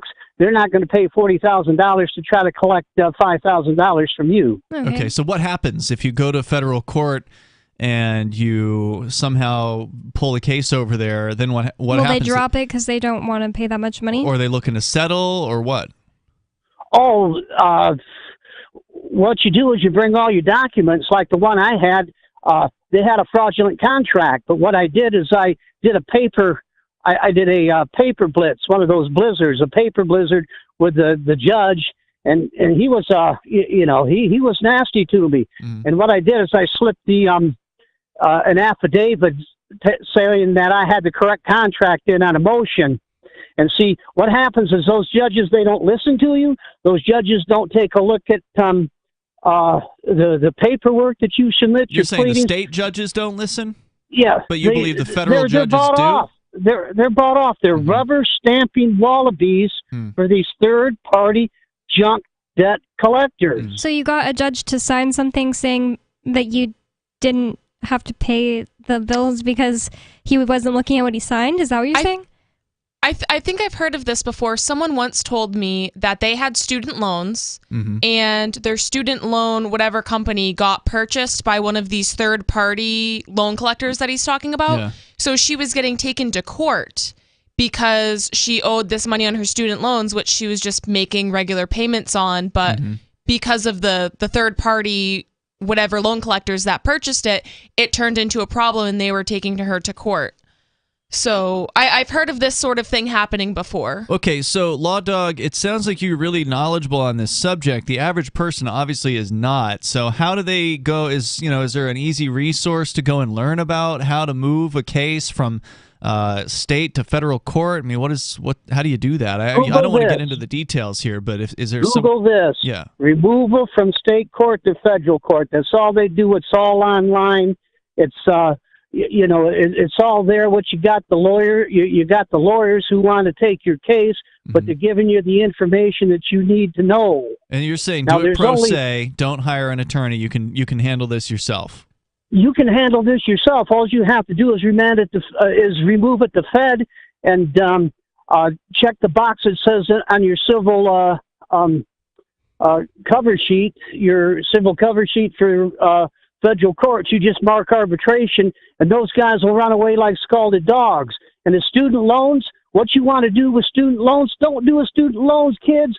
Run it up on your credit card. Hit your credit card, because you do a student loan, that's like herpes. That is forever. Well, okay? I don't know if I would advise anybody to. I get what you're saying. You're saying student loans cannot be gotten rid of in bankruptcy, and a credit card charge can. I just don't. I wouldn't give people the advice of getting into debt unnecessarily at all. It's a horrible idea. Then trying to run on it. Wait a second. This is not legal advice. You know. Right. Okay. This good. is not legal advice. Well, I stayed at a Holiday Inn Express and watched Perry Mason reruns all night. But just Google federal. Google removal of Law Dog, state court thank you to for the federal. call tonight. I appreciate it. I just, I'm of the belief that if you get into debt, you should pay your debts. I think that if you've created an obligation upon yourself, you ought to, give it your best shot to pay that off. And I think it's on the topic of putting classes on your credit card versus taking out student loans. One, credit cards have higher rates, so Right. that's kind of a bad idea. And you can't just get rid of credit card debt. I mean, you can file for bankruptcy. That's what he's saying, is file but for bankruptcy. But that's a horrible idea. It is a horrible Or you idea. could just work and pay for your classes if you want to go to school. Or just don't go to school. Or, because yeah, it's or don't go to terrible. school. Generally, thank you for the call, Law Dog. It's generally a terrible idea to go to school. It's But a huge waste. I think his main point here was debt that's already been, like he said, the window has passed for it to be paid, and then these people can buy it for cheap and try to And bring come you after to court over it. I don't know. I don't necessarily think those people deserve your debt. I don't know. They paid less than you borrowed on it, and they're trying Well, to take normally it to if court. they're paying less than Dirty what it was court. worth, then they're willing to settle for way less than what it was originally worth. So you can actually probably pay that off really cheap. But the best idea is to just not get into debt in the first place. Try to avoid that stuff. I wouldn't get into There's more those. coming up. The Free State Project has reached its goal of 20,000 liberty lovers who've pledged to move to New Hampshire and get active to achieve liberty in our lifetime. Perhaps you're trying to figure out what part of New Hampshire should be your destination. If so, consider Keene. You'll find more than 150 reasons to move to Keene at move.freekeene.com. Keene is famous for its historic, publicity-generating activism, as well as being the liberty media capital of the world. It's home to freekeene.com, New Hampshire's destination for liberty activism, news, and opinion. For years, we've been compiling over 150 reasons to move to Keene at move.freekeene.com, where you'll learn about some of what's happening here and what makes Keene a great place to live. If you love liberty, you'll probably enjoy anywhere you end up in the Shire. But do your due diligence first. Please visit move.freekeene.com for the full list of over 150 reasons to move to Keene. That's move.freekeene.com. The new 4th edition of Healing Our World, The Compassion of Libertarianism, will take your understanding of liberty to a deeper level and has over 1,300 updated references, new cartoons, and a foreword by Dr. Ron Paul. With discounts for multiple book purchases, the 4th edition of Healing Our World is a great gift for the liberals, pragmatists, environmentalists, and Christians in your life who think libertarianism is cold-hearted. Get yours today at healing.freetalklive.com and use promo code FTL for a $5 discount.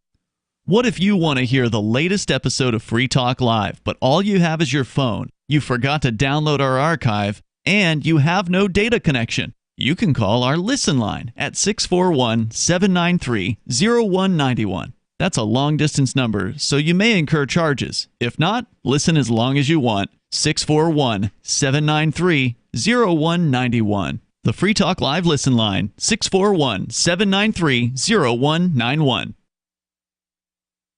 This is Michael Dean from the Freedom Fiends. I've run websites since 1996 and have used over a dozen web hosts in that time. AgristHosting.com is the only one that hasn't broken my heart.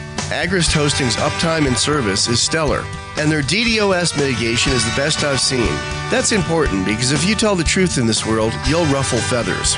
And some people will try dirty tricks to silence your voice. No matter what the haters hit us with, Agrist Hosting keeps our websites online. If you have a mission-critical commercial presence or a world-changing activism site, you cannot tolerate any skullduggery.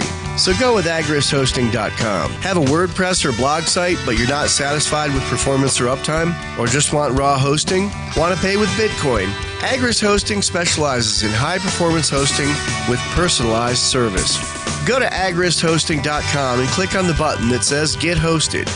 That's agristhosting.com. Tired of cancel culture? Sick of mega tech corporations holding an axe over your head? Join the LRN.FM Matrix chat server. It's self-hosted, so no one else can tell us what to do or say. Don't like the existing channels? You can make your own. You can even connect into some of our channels from other Matrix servers. It's federated. For the full LRN.FM Matrix experience, though, you should join our server via the step-by-step instructions at chat.lrn.fm. Chat.lrn.fm. Should you be able to earn an honest living free from senseless government interference? The Institute for Justice thinks so. That's why we've spent years defending hard-working men and women from pointless government regulations. Nationwide, IJ has created opportunity by reducing government power. But there is still more work to be done. Visit our website today at ij.org. Let IJ take care of the government so you can take care of your business. Got Telegram? You can follow our channel there and discuss show prep with other listeners at telegram.freetalklive.com.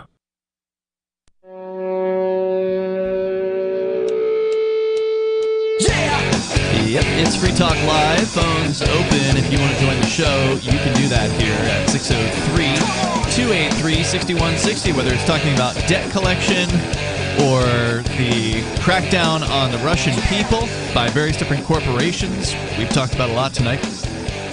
And decriminalized nature as well. It's Ian, Bonnie, and Nikki here in the studio again, 603-283-6160. Join us online at freetalklive.com. We've got archives that go back for many years. They're all free at freetalklive.com. We go back to the phones, to your calls and thoughts. We got Perry calling us, listening to K-Talks.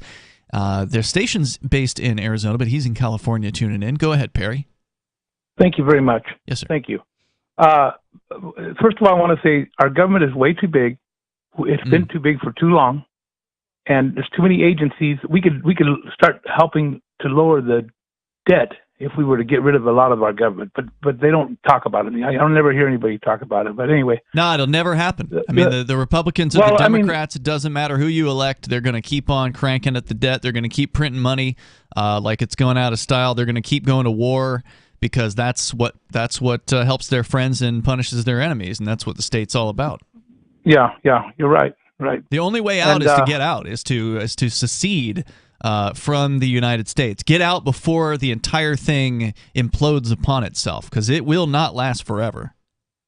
Well, term limits is something that I think what they should do is say, okay, we'll vote for it, but we get to stay in, until they pass away or whatever. But then the new ones come in. That way they'll vote for it. Otherwise, they will never do it. But if they do it that way, it'll work, I think. But I want to mention something before I hang up. Yeah.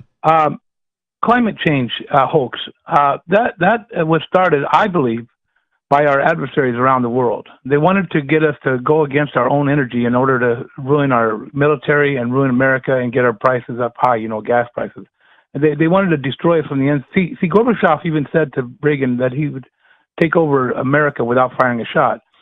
Well, basically, this is one of the ways of many, of course. They've got other, they got the divide and conquer with the races. They're trying to get us all, and that would destroy America too. Of course, because all Americans, I don't care if you're black, you're white, you're Mexican, Chinese, we're all American. We all love this country. We all really, most of us want lower taxes. Yeah, I don't love this country. I'm not American. Well, most people, they want the Constitution. They want the Constitution, though. What I'm saying, they want the Constitution. But it's never going to happen. I don't want the Constitution. I was just having this conversation with my dad. It can only happen if we get ourselves educated and organized. No, it doesn't matter. You can organize all you want to. People have been trying this for 200 years to downsize the government to get it to where we're only listening to what the Constitution says. And as I had to explain to my dad, the Constitution that we have today has either authorized the tyranny that we have, or it was powerless to prevent it. Either way, it's unfit to exist. Lysander Spooner. And when I said that to my dad, he said, okay, that kind of makes sense. I respectfully disagree with you 100%. I think I have the proof. There's a lot of Americans that love their guns, that love freedom, that love the Constitution, love everything about this country. Well, I'm just telling you, there's too many that love this place, and they're gonna keep standing for the right, like I said, to own guns.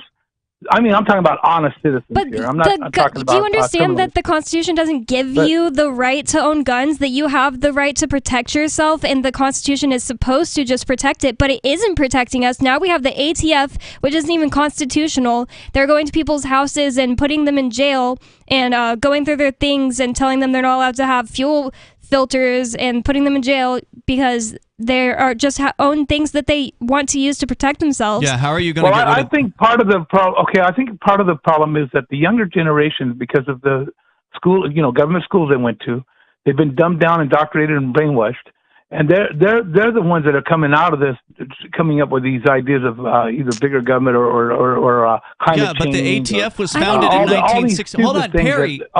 Perry. Bonnie just pointed out the fact the ATF is clearly unconstitutional. Alcohol, tobacco, and firearms. They added explosives at some point. But they were founded in 1961. You can't blame the existence of the ATF on the younger generations. No, but they're creating more of that type of stuff. But how are you going to get rid of it? Well, the Libertarian Party, I'm supporting them. They're not going to do it. My cousin, when has a libertarian ever been elected? Started the Libertarian Party in Nevada. My cousin, he passed away now. But Perry, when has a libertarian ever been elected to a national office? Well, what are you talking about? Rand Paul is a libertarian. Rand Paul is not a libertarian. If you ask him that, he'll tell you he's not a libertarian. When has a Libertarian Party member been elected to national office? Have they? Well, no. Never. It's never happened. And why do you think it's all of a sudden going to happen? Eventually, how many more hundreds of years do we need? Well, if you stay dumbed down and you go along with this big government telling you how to live your life, do you think we do that? I'm under federal indictment right now. I'm facing the rest of my life in prison because I don't like to do what I'm told. So are you trying to say that on this show that we just are dumbed down? Well, I hope people are listening on this show that can help you too. Maybe there's attorneys out there that are listening. Well, we've got attorneys, okay, so we've got that taken care of. But my point is, we're not dumbed down. And thank you, Perry, for the call tonight here. In fact, we're wide awake. we understand that there's nothing that you can do to make the federal government any better, and there never has been. Okay? It doesn't matter who you elect. You can elect Republicans, you can elect Democrats. Libertarians, of course, can't even get on the ballot in a lot of cases, so they have no chance. I think the Libertarian Party is just the National Libertarian Party is just controlled opposition. I think there's a strong argument for that. I understand that the Mises Caucus wants to try to take it back this year, but they've been, there have been people struggling over power in the Libertarian Party forever. It's a joke. So I wish them the best, but I still don't expect that anything's going to change, even if they do get it taken back over. But look, the national focus is pointless, and that's why libertarians who want to make a difference are moving to New Hampshire, because here we're actually a political strength. Here, the statists hate the fact that we're here because we're making a difference. We're getting libertarian types elected as Republicans, some as even Democrats here in New Hampshire, and we've got free staters, as they're called, in the state house. We're winning various different political issues here because we actually have thousands of free-minded, liberty-minded people that have moved here, and thousands more are on their way. So if you want to stop treading water, if you want to stop banging your head up against this brick wall in D.C., then you need to change your strategy. You've touched on this, Bonnie. The people have been trying what that caller was talking about Primarying for people, years. voting for the right people. That's what my dad was saying today. He was saying, no, we can fix this. And I said, but the federal government has done nothing but get bigger and bigger in my lifetime. And the whole time you've been voting to for the small, quote-unquote, small party government candidates, and it hasn't done anything. Well, and the truth is, the system is not broken. Everybody talks about fixing the system. It is running exactly as it was designed to run. Yes. To indoctrinate the people into the belief in all of this pointless, water treading. Like that it's somehow going to the same stupid approach that has never worked in the past is all of a sudden going to work this time around. And it's pure fantasy, and there's nothing backing it up. And go ahead and look at when the Republicans were in charge, because the Republicans market themselves as being pro-liberty. As soon as the Democrats get in office, all the Republicans start talking about freedom. Like Ted Cruz, all of a sudden he's this freedom-loving guy, right? Yeah. Oh, he loves Bitcoin now. Now he cares about your finances. Sure. That guy hasn't done jack diddly to make more freedom, and nor have the Republicans when they've been in charge, and they have been in charge. Remember during the Bush administration? Ted Cruz is Republican, right? Yeah. He's the guy that when it snowed in Texas and everybody was in, peril because it snowed in Texas, he flew to Mexico on vacation. I mean, can't blame him for it. It's warmer there. But, these people are terrible, and they don't do anything for freedom. I think it was during Trump, the Republicans were in charge for a little bit. And definitely during Bush, the Republicans were in charge, and the government got bigger. The government became a larger part of our lives, taking more money, taking more obedience. TSA, Department of Homeland Security, all these things were created under Republican control. And I think the Constitution thumping really comes from the fact that some people are uneducated and need to wake up to the fact that the Constitution doesn't give us rights. We have rights because we're humans. And then the Constitution was supposed to protect them, but it failed. Let's go to Major Payne. Last thoughts here. Go ahead. All right. Yeah. First off, Ian, I agree with you as far as debt goes. I owe no man anything except my respect, which I can rescind at any time. Anything else? Miss Moonbeam, Miss Bonnie, good evening. Hello. Are you Miss Moonbeam? Yeah. Nikki? Okay. I got renamed on Sunday. Okay. That's cute. Yes, Nikki Moonbeam. She only shines at night. Oh. But that's a nice thing to say, or they tried to name her Nikki Moonshine. I was like, Moonbeam is much nicer than Nikki Moonshine. Thank you, Major Payne, for the call tonight. Definitely appreciate hearing from you. If you didn't get in tonight, well, we're back tomorrow night. You can join us then. Well, let's talk about the hunger strike tomorrow because we didn't get to it, and it's a pretty wild story about another approach that's not going to work to try to change the federal government. Tomorrow night, join us online in the meantime at freetalklive.com. If you want to know the